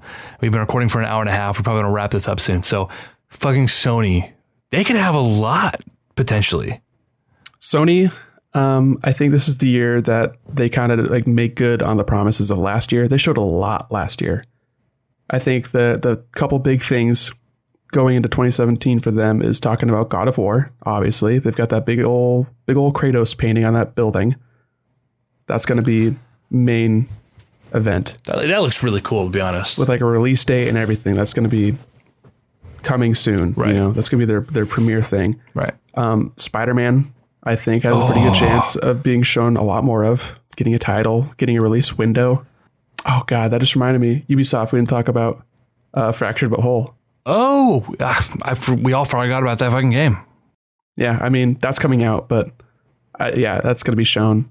Maybe get a Switch release. That'd be sick. Dude, dude. But Sony, besides Spider-Man and God of War, they've got, Gran Turismo's coming out eventually. I don't know. I don't really pay attention to racing games. They look cool. Whatever. I think there's a good chance of Bloodborne getting a sequel.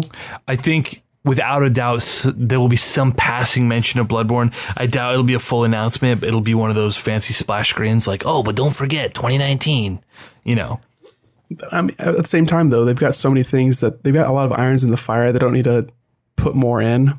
I think they got to make good on those promises. So I think we'll see more of Days Gone because they have to get that out before, Last of Us, because that's a zombie game by all intents and purposes. Last of Us is 4 years out. Yeah, but people still are more excited about Last of Us than they are Days Gone.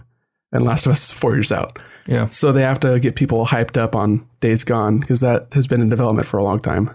I think now that I'm thinking about it is we might be sort of projecting some unrealistic expectations here because Sony is fully transitioned into like making PSX the thing.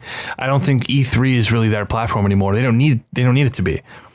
They announced their heavy hitters at their own conference. Not really. They showed a teaser trailer and they showed Marvel vs. Capcom Infinite. Those are the two hype things and Death Stranding. But Death Stranding is also forever out and that's not going to be at E3. Right. But I think this was like probably sort of a turning point where like they don't need no one needs E3 anymore. E3 is, I think, effectively dead and it's more us trying to hype it up than it actually being like a vital platform for these giant companies anymore. That's valid, but there's still enough mind share around E3 that people will still get excited for it. And if people are excited for it, it makes sense for companies to capitalize on that excitement. Sony doesn't have to do shit because they've got 65 million PS4s out there and whatever they make is going to sell well, but they still have to show like they're still dominant, So that's why I think that this is the year that they show more of the things they showed last year and give like release dates. Because last year was like hype thing after hype thing, but it was all like so far ahead that it was no release dates in sight. But I think that's the point of the E3 machine is just hyping things up. Like, yeah, they're gonna show things and they're gonna have demos on the floor, but like the God of War selling is not gonna hinder whether they show a trailer tomorrow or not or Monday. It won't matter. I don't think it'll affect either way. All right. So what 3 new things are they going to show off at E3 that are going to be like, whoa? So a couple things that I would like to see. Because obviously we're going to see God of War. We're going to see Crash.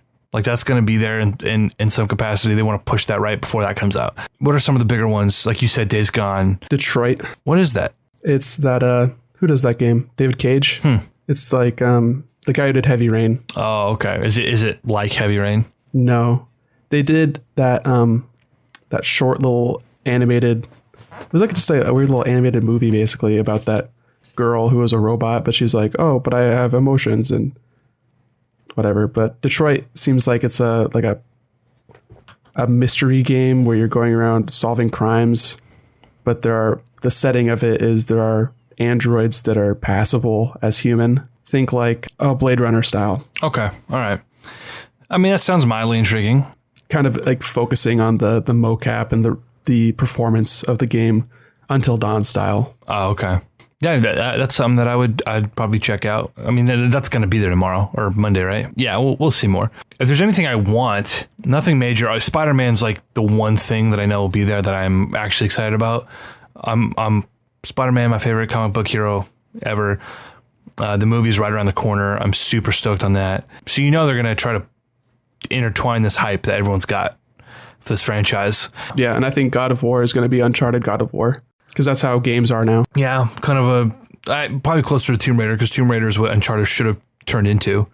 Uncharted's, I can't believe it's as popular as it is still. It's such a shitty fucking franchise. I mean, the main difference from what I can tell between Uncharted and Tomb Raider is there's less puzzles and crafting in Uncharted. Like those are the things that in Tomb Raider that differentiate it. There's actual gameplay in Tomb Raider. Fucking Uncharted is a graphic or a visual novel with cover shooting in between. So yeah, I feel like that's what God of War is going to turn into mostly. It's going to be very story driven because apparently that's what Sony fans like. And it's not like the gameplay of the original God of War games was like intensive. It was just sort of like press a button a bunch of times and then QuickTime events. Yeah, QuickTime events are pretty terrible. And those aren't going anywhere. That's a staple of all these, Sony exclusive games. Doesn't matter who develops them, like QuickTime events are the fucking thing. And everyone complains about QuickTime events. I don't know why they're still a thing. I don't get it. Is there no more effective way of sort of conveying this action? No, it's the halfway point between a cutscene and actual gameplay.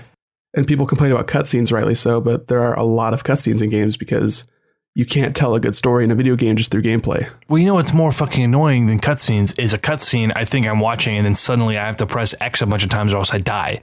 Like, that's way worse than just watching a fucking cutscene. Like, but it makes it feel more interactive, which is what a video game is. But no one is like, I love these QuickTime events. They're unilaterally despised by any person I've ever heard talk about them, yet they're a staple. It doesn't make sense to me. Isn't technically every Telltale game just cutscenes with intermittent QuickTime events? Well, there's a reason I haven't ever beat a Telltale game because I think they're fucking terrible. Read a fucking book if you want that experience. That's why you need to play the Homestar Runner Telltale game. Developers Info, episode 3 or 4. Check it out. Check them both that way. You're fucking at it. The one thing that I want that I have no clue if it'll be there, probably won't be there. But we got the Crash Bandicoot Insane Trilogy, which, dude, I picked that up day one and I'm playing that fucking game. I beat Crash 2 just this year. With a buddy of mine, came to Eugene and we just tag teamed that fucking game, beat it in 24 hours. I'll wait for it to go on sale, then I'll buy it for like $20. I'll wait for it to go on super cheap sale. Fair enough. On PC because there's no way that game's gonna be exclusive. Really? Yeah. Crash Bandicoot? Yeah, it's owned by like Activision or something. Dude, I never even put any thought of that. You think it's coming to PC at some point? It's gonna be on all the consoles. Maybe not Switch, but it'll be on PC, PS4, and Xbox. Holy crap, that fucks me up. You don't think Sony paid for like mad exclusivity? No. Wow. I don't think that game gets made exclusive. I have no complaints if it goes multi-plat. That's fine. Like, I think those games are gonna hold up nicely with a nice new skin. It's like someone waking from a coma after 20 years is like, what console should I buy? What has Crash? That's not selling consoles. I mean, it was selling consoles fucking 20 years ago. Yeah. 20 years ago. Yeah, so that man waking up from a coma is going to be like, where's my Crash Bandicoot? Like, when was the last time you bought a Crash game? They haven't made a fucking real Crash game in almost 20 years. They were fucking great and they hold up nicely. And I think that the nice coat of paint and the updated controls, I think it's gonna be nice. So I want a Spyro trilogy remake announcement. I think those games hold up even better than the Crash games because they were closer to a modern, not open world, but 3D action adventure platforming sort of. Here's a question for you: have you played any Skylanders? Yes, I have with my little brother. Do you like those games? I haven't played enough. Honestly, it was just I was going around an overworld killing things and locked behind a bunch of paywalls. So I don't know. I didn't play enough of it. Valid. I mean, because that's kind of what Spyro, that was an offshoot of Spyro. What I loved about the Spyro games were it took the N64 era 3D platforming, took the collectathon, the cues from the collectathons, and it turned it into this action game where you're going around constantly just killing enemies in a way that none of those old collectathons really had, right? It was, I think it holds up. I've talked about before. I played Ripper's Rage a few years ago, and it felt good. It wasn't just like, oh, this is passable, or I remember this game. It felt good running around the 3D environment and the modern controls, and it's a PS1 game. So I think those would hold up better than even the Crash. The Crash is going to be weird with the camera and the way that some of the platforming works. It's going to feel clunky compared to our modern standards, and so I still think it'll be wonderful. But the Spyro, I think, would do really well. I guess I don't know anything about the sales numbers. Like, was Spyro more popular than Crash back in the day? I don't know. I played both religiously. So give me that, Sony. Give that to my body. I don't think that's likely. Not at E3. Probably not. That's a PSX thing, right? Yeah. Just a little butter for that bread. Right. Icing on that cake. Yeah, but I mean, beyond little things like that, I don't think there's really much room for any other like new fancy, crazy announcements from Sony. It's just sort of like showing more of what they've shown. So check it out. I have something crazy for you. Crazy. Hit me. You ready? Okay. Ubisoft. Monday, I'm going back to Ubi here because we're going into Nintendo. It all links together here. Check it out. Reggie Fils-Aimé on stage during the Ubisoft presentation to announce that Fractured Butthole is coming to Switch. It's happening. Moving into Monday, 9 a.m. There's going to be about a half hour's worth of actual direct, and then they go straight into the treehouse and have like all their play-alongs showing Splatoon and ARMS and Mario. Right. Nintendo has a lot of irons in the fire also, but they're all little irons. You know, we got teeny tiny. Animal Crossing Mobile. You know, fuck you and your. I can't even. Skyrim is coming to Switch. Haven't heard anything about that since the January event. Who cares? I mean, you should. You're talking about Skyrim VR. I feel like Skyrim on Switch is a lot more tantalizing than looking at, I'm in Skyrim. Wow, okay, I'm sick. I'm going to go put this off now. Take off this weird hat. God. Skyrim VR is at least like a novel, interesting, new experience. Skyrim VR exclusive to the Nintendo Switch. Oh my God, that crappy little 720p screen, no anti-aliasing on this little weak piece of mobile technology. No, you'd have to use your phone with the app. Just fucking cancer. That's so bad. Don't get me started. Like, it's funny, you're laughing, and I want to laugh with you, but I'm just mad about it.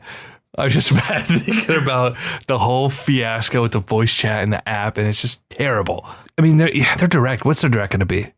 It's going to be ARMS. It's going to be Mario Mention. No. Really? I don't think we see ARMS except for like in a sizzle reel montage. Oh, I hope so. That'd be tight. But this is Nintendo. The game's coming out the Friday after that. They're going to show it, but they're not going to talk about it. And it's going to be playable. They're going to have like a tournament during the Treehouse event. Same with Splatoon. They're not going to talk too much about Splatoon. There's a much more chance they're going to talk about Splatoon 2 than they talk about ARMS. Logically that makes sense, but this is Nintendo. As far as Mario, they're going to showcase it and they're going to talk about it a little bit. But what do you talk about for Mario? They've shown it and that's like, okay, yeah, Mario. That looks like Mario. You jumping on stuff? Cool. Well, there's not like story beats that you're like, oh, wow, what's the story in this Mario? Like, who cares? Bowser's got a hat. So you're thinking this is going to be a wave of announcements. I mean, they're going to be showing more stuff that they showed at the January event. I think they're going to be leaning a little bit more into their Japanese third parties.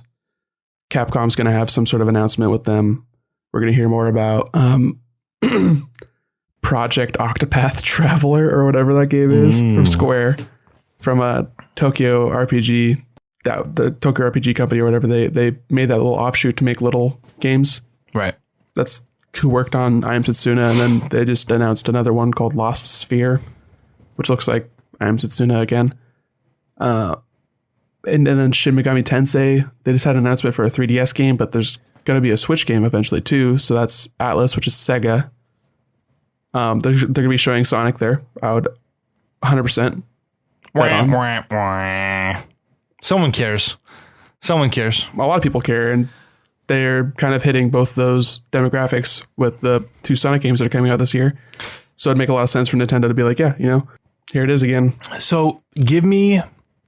We're obviously not going to see any Pokemon. They just had that garbage direct.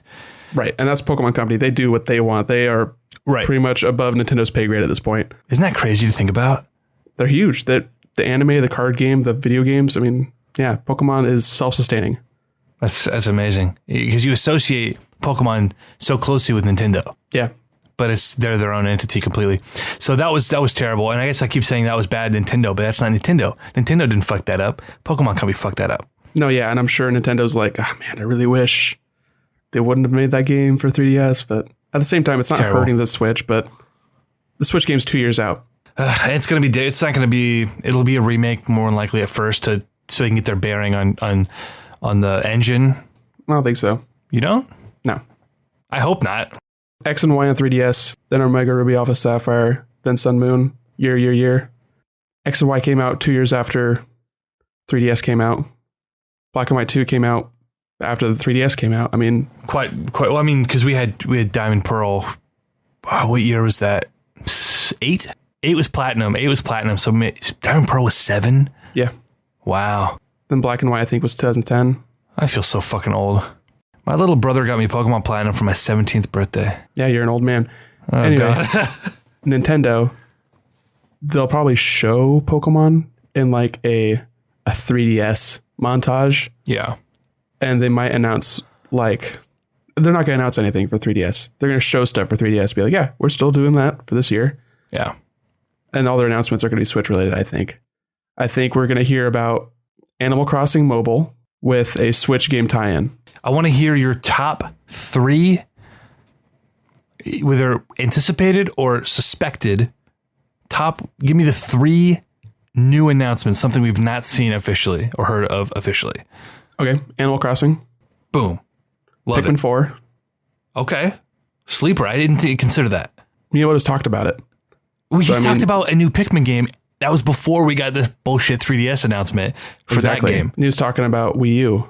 So Wii U's dead. I think he just said the next Pikmin game's in development, and then we got the 3DS game. So everyone was like, was he talking about that? He's not involved with the 3DS one. That's okay. That's the same people who did the Yoshi's New Island or Yoshi's Island DS games. Like, they're different company, different brand. Okay.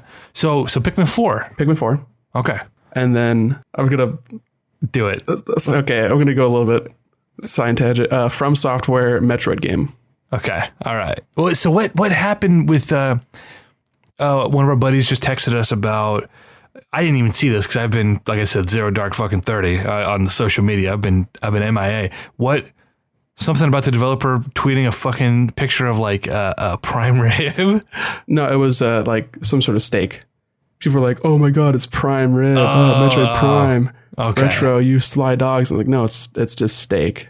They're trolling you." God damn it! See, that would have been fucking hilarious. And I think Retro is off Metroid. I think they're off Donkey Kong even, and I think they're working on a new IP. Really? Yeah, like a totally brand new or a new for them. Both. I think it's okay. There's a potential for, I could see them trying to like revive an old franchise with like a new thing, but I think it's going to be completely new for them, and it's going to be a new game for all intents and purposes. Kind of like how like Kid Icarus Uprising was like a new franchise. Okay. Right. Yeah, it's going to be that level. Okay. So I gave you my 3. What's your 3? Holy shit, man. Well, Animal Crossing was my number 1 anticipated. I really, really want that. And I want that game to come out like holiday 17. Like, give it to us, baby. Say, hey, it's here. It's right around the corner. Another thing to note is that Nintendo said that this is going to be looking at 2017. So we're not looking like super far in the future. That's why I didn't say Smash, because I don't think Smash is this year. Oh, so that's tough then. And that puts a big hamper in my Metroid prediction, because I think that game, if it's real, would not be this year either. Absolutely not. That's at least a year out, if not 2. Smash, I can see them announcing for holiday, to be honest, but I think they're probably going to save that for spring 18 when they kind of have a lull. That, and I have a very strong suspicion that would be their like marquee title to push their online service. So Q1, dude, spring 18, I could see that happening. I could also see them waiting until holiday, because that worked out really well last time. Wait until holiday 18. I don't think the timing of it matters for Smash. It's just the lead up to it. That's true. Q1 though makes sense. They want to end strong. They want to start strong. So I could see that, because that's when their online service is coming out, right? 2018, beginning of 2018. Yeah, I could see that rolling out into Q4 right there in February. So that would make a lot of sense. So I really don't know. And Animal Crossing is on the top of my list. I want that game. I want it to be New Leaf with HD skins. Just don't fuck it up, Nintendo. Like, you did it so right with New Leaf, and then the update, you've done everything right with that game. Just give that to me. Give me a beautiful version of that game, and I will weep with tears of joy. That's words. I'm saying them. It's late. Yeah. It's 3 a.m. Get off my ass. Yeah, the only thing I would want from that game is a little bit streamlined visiting other people's towns. Right. Because I think that would be a big thing because Switch is all about multiplayer now. So have someone be able to take a Joy-Con off and be another villager in your town and run around and catch bugs together, you know? Dude, it just warmed my heart. There are a lot of quality of life things that need to be improved that just have not improved in 4 iterations of the game. Like really little things that kind of add up. Inventory issues. When was New Leaf out? That was what, 2014, 2013? 13, yeah. And we've gotten what since then? Wild World? Or not Wild World, that was... How you were thinking Happy Home Designer. That was Happy Home Designer, and then what was the board game one? Amiibo Festival. No. Was that Amiibo Festival? Yeah, it was. Oh my god. What a fucking trash game. So bad. Who greenlighted that? So I remember that. I remember that vividly. I was at jury duty. I was sitting in the fucking courtroom waiting, and I have just like no service in this crappy old ass building in Oregon City. And so I have like 3G service. I'm getting this little pixelated blocky mess of a stream to my phone. And I'm just like, at this point, I'm just trying to listen to it. And I remember seeing just a little blurry Animal Crossing. I was like, I was so excited. I was like biting my fist. I was like, dude, Animal fucking Crossing. Well, then you come to fucking find out when I got out of jury duty that wasn't a real Animal Crossing game. And that's a fucking piece of shit wannabe Monopoly. Not even Mario Party clone. Yeah, it was like DLC Mario Party Monopoly. It's so fucking bad. That's one of the games as a fucking collector. I didn't even pick that up on sale for $15, and I won't. I don't give a fuck. That's a bigger slap in the face than Federation Force IMO. Oh, absolutely. Federation Force was at least like a game. Yeah. Oh, yeah. The main selling point was something you could play. Yeah. So I don't know. That was terrible, and I hope they make amends for it. I feel like that's the next big thing that they haven't mentioned, right? Like it only makes sense that that's coming. Are we hyping ourselves up again? Is this just? They're gonna talk about ARMS, Splatoon, and they're gonna announce like some indie game. Like that's what's gonna happen, right? No, there's a good chance that we see Animal Crossing. I don't think I'm gonna see all 3 of what I say. I think there's other smaller things they'll talk about, like Zelda DLC. They'll talk about that. Yeah, they'll talk about mobile titles in general. Like there was that Wall Street Journal rumor about a Zelda Mario game or Zelda mobile game. I can't think of anything else that like would reasonably be around the corner that I could possibly think of them announcing. Yeah, I mean they don't do Kirby games until later in console life, and they've got like 3 Kirby games coming out on the DS this year. So a new Kirby game would excite me, because the one on the Wii was cool. It's a nice return to form for Kirby. They had 2 on Wii U, didn't they? They had a tablet drawing one and then like a normal one. Yeah, they had the Rainbow Curse or Canvas Curse. Yeah, Rainbow Curse. Yeah, you're right. Canvas Curse was on DS. Yeah. So they had that, and then they had no, that was it on the Wii U. Was that it? Okay. Yeah, that was it. Yeah. They had several 3DS games over the course of that console's lifetime. But right. And they've got 3 more coming. That's crazy. Yeah, they're all kind of like spin-offs of mini games that you could play in the Robobot version. Oh God, I'm trying to think. Yeah, I was gonna say I think we're gonna see some ports. I don't think Mario Maker is in the pipeline for 2017 because that's a heavy hitter. That's a big seller. They're gonna save that as they've been doing. But I think I'm gonna go out on a limb and say we're gonna see a Star Fox port, and they're gonna market it with conventional controls. But it's also like a point of pride thing where they don't remake them to fix them; they remake them to celebrate them. Yeah. I guess I'm like trying to think that was Miyamoto's baby, and it's not like Miyamoto's going to admit that he was wrong with that. I don't know. That's just my opinion. That's probably a more accurate assessment of that situation. And also, it didn't do gangbusters on the Wii U, so it's not like they would remake a game that didn't sell well. But Miyamoto's baby, I could see him wanting to I could see them now that you bring that up, like sort of justifying it, like, well, it sold poorly because Wii U, not because bad game. They've got the numbers. They know what sold well. Comparatively, the first thing they put out was Mario Kart, and that had half of every Wii U owners had a Mario Kart Wii U. It's an amazing attach rate. Yeah, and then Smash Bros also makes a lot of sense because that was like a third of Wii U owners had that game. Right, but again, that's just too close. Like you said, that's not going to be announced, or they might mention it, but I just can't think of anything major that could possibly be in the pipeline for 2017. We got Mario coming up. We got Splatoon this summer. Yeah, that's another thing. They wouldn't do Mario Maker and Mario Odyssey in the same time frame. No, yeah, they're definitely saving that. So I honestly, Metroid, of course, is everyone's pipe dream. That's every year. Metroid. I think we are going to hear about Virtual Console at E3. Finally, we're going to hear about what it'll look like, what it's called, and I'm calling it. We're getting our first retro Joy-Con announcement. Yeah, hardware is a thing that a lot of people, I think, skip over when they're talking about Nintendo. But Nintendo, they love making hardware. Yeah, I think we're going to get new Joy-Cons, and it's not just going to be a crappy colorway. I think we're looking at probably an NES-inspired Joy-Con with the D-pad, with an announcement of Virtual Console. They're not going to talk about GameCube. Come on, lay off it. That's not happening. Not anytime soon. Not likely, no. But that would be like the sleeper hit. Like, hey, we got really nothing to talk about except for ARMS and Splatoon.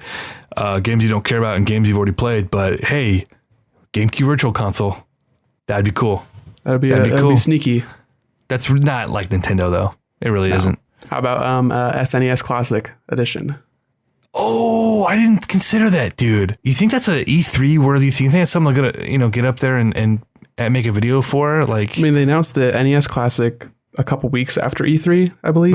They just randomly dropped it, and people were like, "What? What is this?" Yeah, because clearly they had zero indication from their sales numbers on Virtual Console, and just like their gauging of the popularity of what that would be is they did not make enough of those, and then they know now people want that. So I could see them making a bigger deal about an SNES Classic. And that Classic is clearly a branding thing, that Classic branding. Are you calling it then? You think we're going to see Super Nintendo Classic? I think there's a pretty good chance of that. I'm wondering about what the price point would be, though, because they did 30 games at 60, which is basically half the cost of what they have them on VC. But SNES games are typically $8 a piece. So I'm wondering like what the ratio of first party to third party would be if there's that many games. If there is that many games, what the price would be if it's like $100, $150, which kind of that pushes it out of the like impulse buy. But at the same time, they could have priced the NES Classic at $100 and they still would have sold. Yeah, I think they would have. $150 is ludicrous. Way too much money. And here's the thing. The problem with that, I can see that happening because all of the good Super Nintendo games were third-party games. Straight up. Like, you've got Mario, you've got Zelda, and that's it for first-party games. Like, Super Mario Kart. No one wants to play Super Mario Kart. No one has fucking nostalgia for that. Come on. I think you're vastly underestimating Super Mario Kart. I probably am. But here's the thing. People with Super Nintendo nostalgia, like people with NES nostalgia, that's my dad, a 50-year-old man. People with Super Nintendo nostalgia, that's like your brother and us. No, like, that's still a lot of the same, like mid-30s, because that's a lot of people's first console that they grew up with, whereas NES was like their older siblings or was like their parents' console, you know? Oh, so you think it'd be a similar situation? Because I think you can't fill a Super Nintendo Classic with quality games if you're sticking just to first party. There's so many third party games that are iconic. The NES Classic had third party games too. Nothing that great though. I mean, they had like Final Fantasy, you had Super C instead of Contra. Yeah, come on. I mean, arguably, you have Mega Man. Okay, I'm talking out of my ass. Fucking ignore everything I've said. So, I mean, you're going to get the same big games for Super Nintendo. If you had a Super Nintendo 1, you had Mega Man X, you'd get Super Street Fighter 2. Street Fighter 2 Turbo. You'd probably get Final Fantasy 2 or 3. You'd probably get Chrono Trigger. 3, hopefully. Chrono Trigger would have to be a must. They'd have to throw Earthbound on there. Exactly. There's a lot of really good first-party games. Earthbound's first party. You'd get Kirby's either Dreamland or Return to Dreamland or Superstar, like you were talking about. That's a great game. Here's what's happening right now. Super Metroid. Come on. Here's the deal. I know it's late and we've been recording for a while, but this is what we're doing. All right. Are we making our Super Nintendo Classic? I've got I'm looking for a decent piece of paper right now. Oh my God. I don't want to type. I want to write down. We're going analog here. All right. I need the authentic feels here. Okay. Let me get my mind going up in here. I found a notepad. Okay. Write down every word I say. Come on now. Okay, Super Mario World. Okay, obviously. So let me get situated here. Okay. Mario World 2. Super Mario World 2. Yep. Yoshi's Island. And then if that's the dream, because that uses whatever that chip is called, you get Star Fox in there too. Star Fox. I think at this point you can reasonably emulate the FX chip. But there has to be a reason why they haven't, because they don't have the rights to that. chip. Is it a licensing thing? There's no other explanation in my mind. I know you can emulate it because because I'm thinking repro carts, but I think those are just harvested carts with FX chips. The Super FX, yeah. So it's not actually emulating the. And they've never been on Virtual Console. Yeah. Wow. So I wonder if they figure out a way to do it, or what if they fucking manufacture a version of the FX chip and just it's on the board, so they're not emulating it, but they're actually running this legit hardware. That's crazy. That's crazy. I don't know the logistics. I'm just saying, if I'm making my list, it's got to have Yoshi's Island, and then it'd have to have Star Fox because that hasn't been playable except on original hardware. I don't think Star Fox is good enough to warrant taking up one of the 30 slots. If we're talking 30 games. Well, Ice Climbers wasn't good enough, but it has mindshare and it has people fond for those characters. People like Star Fox, but they don't like the game Star Fox. They like Star Fox 64, and they like Smash Bros. That's exactly it. Ice Climbers, I think, was more of like somebody's pets at fucking Nintendo, and they said it's kind of like Kirby getting all the love because it's Sakurai's fucking. Anyway, Mario World, Yoshi's Island, Boom. Star Fox, Link to the Past. Okay, of course. Super Metroid. Obviously. Return to Dreamland, because I think that's a better game than Superstar, if I'm being honest. This is the debate, right? It makes sense. Bang for your buck, Superstar makes it because you got the mini games and whatever. But if you want to go with quality over quantity, yeah, Return. Not that Superstar's a bad collection; it's fucking phenomenal. But if you want to go with superior game, you go to Return to Dreamland. Okay. The only thing I would think Superstar would have over it is that there's multiplayer stuff on that, isn't there? Yep, there is. But knowing what we know about Nintendo, what would they likely do? Would they look at it as more of like hey, we don't want to release all of these games? They'd probably go Superstar, if I'm being honest. You think? Okay. Yeah. So I would rather have Superstar. I've never played Return to Dreamland, and now Superstar is loaded, so that's fair. Either one, I think, is a win. Donkey Kong Country. Here's the question. Do we get the trilogy? I think we only get one. Whoa! Because it's the only one with Donkey Kong in it. You don't think we're getting DKC 2? I don't think so. I think I'm putting it on. I think we get it. To be honest. DKC 2, I believe, is the better game. It is. But I think that Nintendo, it would just be Donkey Kong. I think DKC 2 would have to make it. Although we have a lot more great games on the Super Nintendo than we do on the NES. So I'm just looking. I've only been doing first party so far. That's 7 great games right there. I would imagine I would see F-Zero on there too. I'm being honest.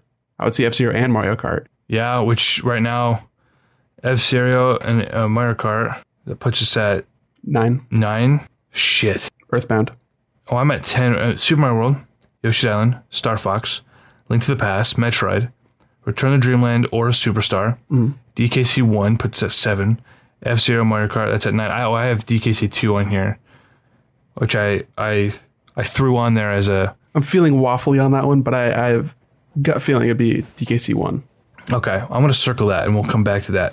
Earthbound 100%. Here, then we get into the fucking the weeds with the RPGs because you could be looking at that's their only first party RPG, really.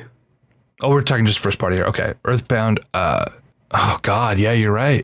I mean, if you go Super Mario RPG is Square. Yeah, that's not Nintendo. Which, looking at the NES Classic, they definitely had some Square on there, so I would imagine they'd have Square on this too. They'd have Square, Konami, and Capcom at the very least. This is where things get tough when we get outside of first party. I mean, you could make the SNES RPG Classic. Yeah, I would say you'd only get Final Fantasy 3 and Chrono Trigger. FF3, Chrono Trigger. What about Secret of Mana? I'd say yeah, Secret of Mana goes there too. Is that Square or is that NX? That's Square. Yeah, that's Square. And it's a multiplayer. It's co-op. You can co-op that entire game, which is that a huge selling point. Super Castlevania 4. Oh, totally. I would say Super Bomberman. Ooh, really? Yeah. Okay, so we're looking at Bomberman here. Mega Man X. I think that's one of the games where they well, no, because Capcom is pushing the Mega Man Collection 2. You know the Mega Man X collections are on the corner. So they probably wouldn't, they'd want to license like one of them, but they wouldn't put the trilogy on there. No. And that's only 3 out of, how many X games are there? Like 7? Yeah, I think X2 makes it. X1 and 2? You think I was? I mean, X2 is regarded as the best of the trilogy, right? Yeah, but X is the most common, so more people played X. Okay, all right. So let's just say they just do one. It's just Mega Man X. Okay, and then I would say Super Street Fighter 2, Turbo, Super Street Fighter 2 Fire. Turbo. Fire. Okay, what do we? Oh my God, this is already like fucking. It's a beautiful list, isn't it? Contra 3 Alien Wars. Contra 3 definitely would have to make it. Yeah, that's a fucking classic. Ooh, off the top of your head, this is way harder than I'd have thought. If we're talking just RPGs. You put FF3. That makes sense. Yeah, that's regarded as the strongest one on that platform. FF2 is a great game, though. Yeah, whatever they fucking. I can't read my own fucking handwriting now. What does this say? Do you think they would put Mario RPG on there? If they can work out the licensing, that absolutely has to make it. It's Mario. It's RPG. Yeah, it's Mario, and if they have other Square games, then yeah. Yeah, I think that's a no fucking brainer. I think Mario RPG would make it in over Earthbound, given the licensing worked out and they had to squeeze a spot. It would probably beat out Earthbound. That'd be fair because actually, I think both those games are on Virtual Console. Is Mario RPG on Virtual Console? I think it might be. Don't fuck with me because I'm buying that tonight if it's on 3DS. It's no way it is, right? Earthbound is on Virtual Console. It is. I own it on a Wii U and the 3DS because I'm an idiot. I like giving Nintendo my money. Totally fair, though. That's a great game to spend money on. All right, Mario RPG. I'm going to look this motherfucker up right now. Give me some more games here. What are we missing? I know we're missing something. People Talk ActRaiser. I don't have a lot I don't like that game very much. That's getting into the weeds of like one of like 100 best Super Nintendo games of all time. Like, is that good enough to make it onto the top 30? I don't know. I think it depends more so on licensing because that's an NX property, which is now Square owned. Right. So right. Potentially, I don't know. It's different enough. But then it gets into like the weird route where you're talking about like the license, like based on a license, like Battletoads. And then I don't know if that really makes it. Holy shit, dude. Super Mario RPG is on the Wii U, but not the 3DS. Yeah, I don't want to play it on the Wii U. Oh, man, that's just a huge bummer. Wait. No, yeah, Wii U. That's just a bummer, man. Especially now with the Switch. Like, I'm not playing the fucking Wii U for Virtual Console. Are you kidding me? Not happening. I think that's like a pretty much like the essentials must have. I would spend $100 on those 20 games, if I'm being perfectly honest. NBA Jam. You'd spend how much on those games? 100. Yeah, provided that we're getting the cute little console and a replica controller. Ideally, for $100 though, give it to me wireless, baby. Yeah, I was gonna say make it wireless and have those controllers work on the Switch also, and have Switch controllers work on the SNES Classic. Right there, I would pay $150 for the Classic if it came with a wireless controller compatible to Switch. $150. I'd do it because you're getting a fucking legitimate Bluetooth controller and this stack of games. That's a pipe dream right there, right? Maybe. Sweet O-face. Well, think about it because you're looking at, say $60 for the console, and you're looking at, say, I know they're selling the Joy-Cons for the pair for $80. This wouldn't be a Joy-Con, it'd be one controller. So it's a little bit inflated, but $150, like I'd do it. Fuck it. Take my money. I'll be irresponsible. Hold on, I'm looking back at my games real quick. NBA Jam, licensing thing, but Tournament Edition. That's like, you need a sports game, right? Yeah, that's in a weird spot though, because I don't think that's very SNES centric. That game came out on 64. It came out on PlayStation. It was an arcade game. That's true.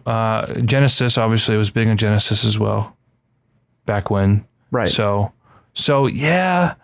But it still is associated with that era, and right. Super Nintendo was the platform of choice, and so it's like... No, that'd be a great game to have on there. That was Midway. I don't know who has the rights for it now, though. They've tried rebooting that franchise a couple times. Well, they had a successful run on it. It came out on the Xbox Arcade. Right. It was honestly pretty cool. I played it. It was NBA Jam. It was 3D and weird. It was like NBA Playgrounds, but faster pace. And so, I got to look back at these games again. I feel like there's... there are a lot of platforms we're missing here. We have Mario World and Yoshi's Island as far as platformers.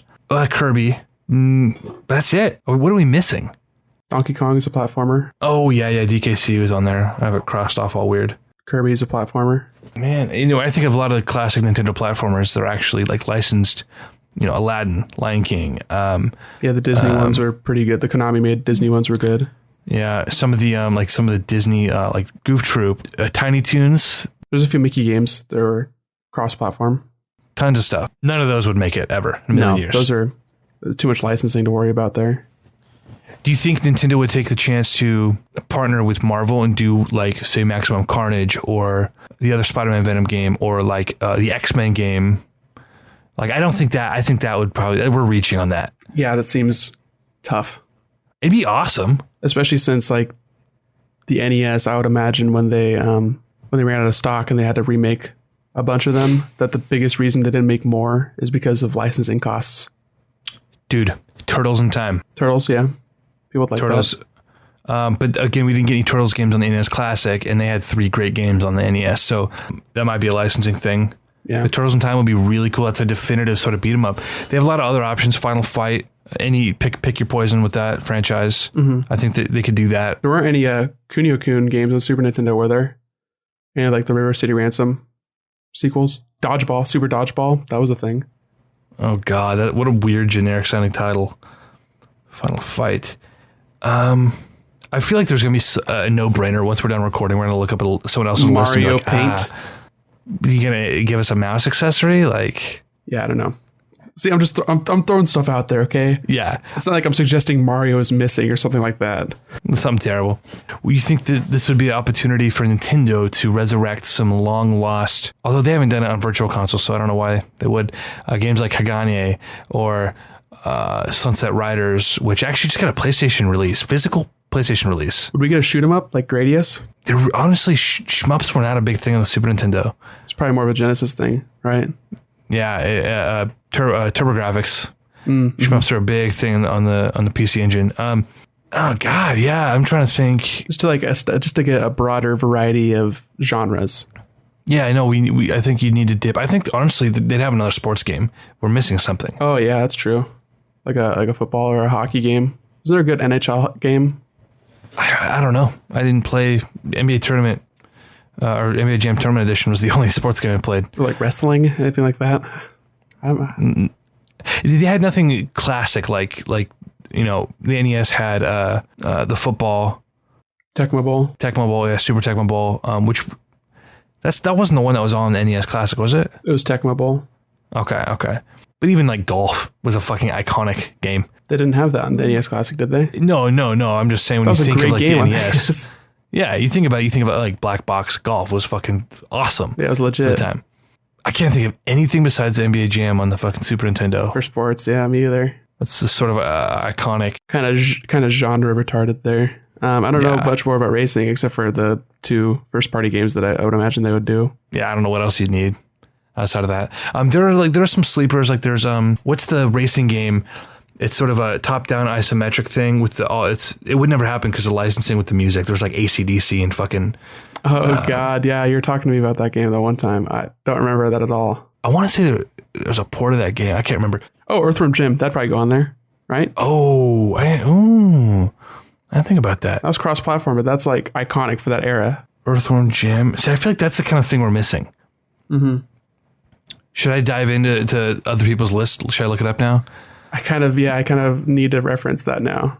Okay, I'm gonna look it up. SNES Classic list. It'd be super easy to just go sequels on the other third-party games, but I want more like first-party stuff, really. I want like a 15 first-party and then 15 third-party. I feel like that'd be a good balance. And all of this is being released at E3. I know, right? Well, I'm looking at a top list of all time. We've hit a lot of these games. ActRaiser's on there. We didn't. People have a lot of nostalgia for that game, and I just Punch Out, Super Punch Out. Oh God, how did we forget that? Talking about sports, Jesus. Ooh, Tetris Attack. Yeah, they'd have to make it on there. Something that I looked back and saw but didn't suggest because I thought it'd be too far out there. But Zombies Ate My Neighbors. That's pretty well regarded. That was an arcade game too, wasn't it? Yeah, it was on Gen. It was multi-plat. But how about this for a deep cut? Kirby's Avalanche. Wasn't that a puzzle game? Puyo Pop with Kirby. Skin. That makes a lot of sense. Pilot Wings would probably make it, which would be terrible. Probably. What about a game like Harvest Moon? Do you think that they still have a working relationship with Natsume? Yes. Even though it's a different team and stuff, but you think Harvest Moon would make it? Yeah, especially since Natsume is leaning hard into revitalizing that franchise. As of this year, I've heard them talk about that. Yeah. What about like another sleeper, like something like Demon's Crest or... Ooh, yeah, people really like Demon's Crest. And it's really tough to get your hands on. Not that Nintendo ever regards that. What about Super Ghosts and Goblins, Super Ghouls and Ghosts for Capcom? Super Ghouls and Ghosts, yeah.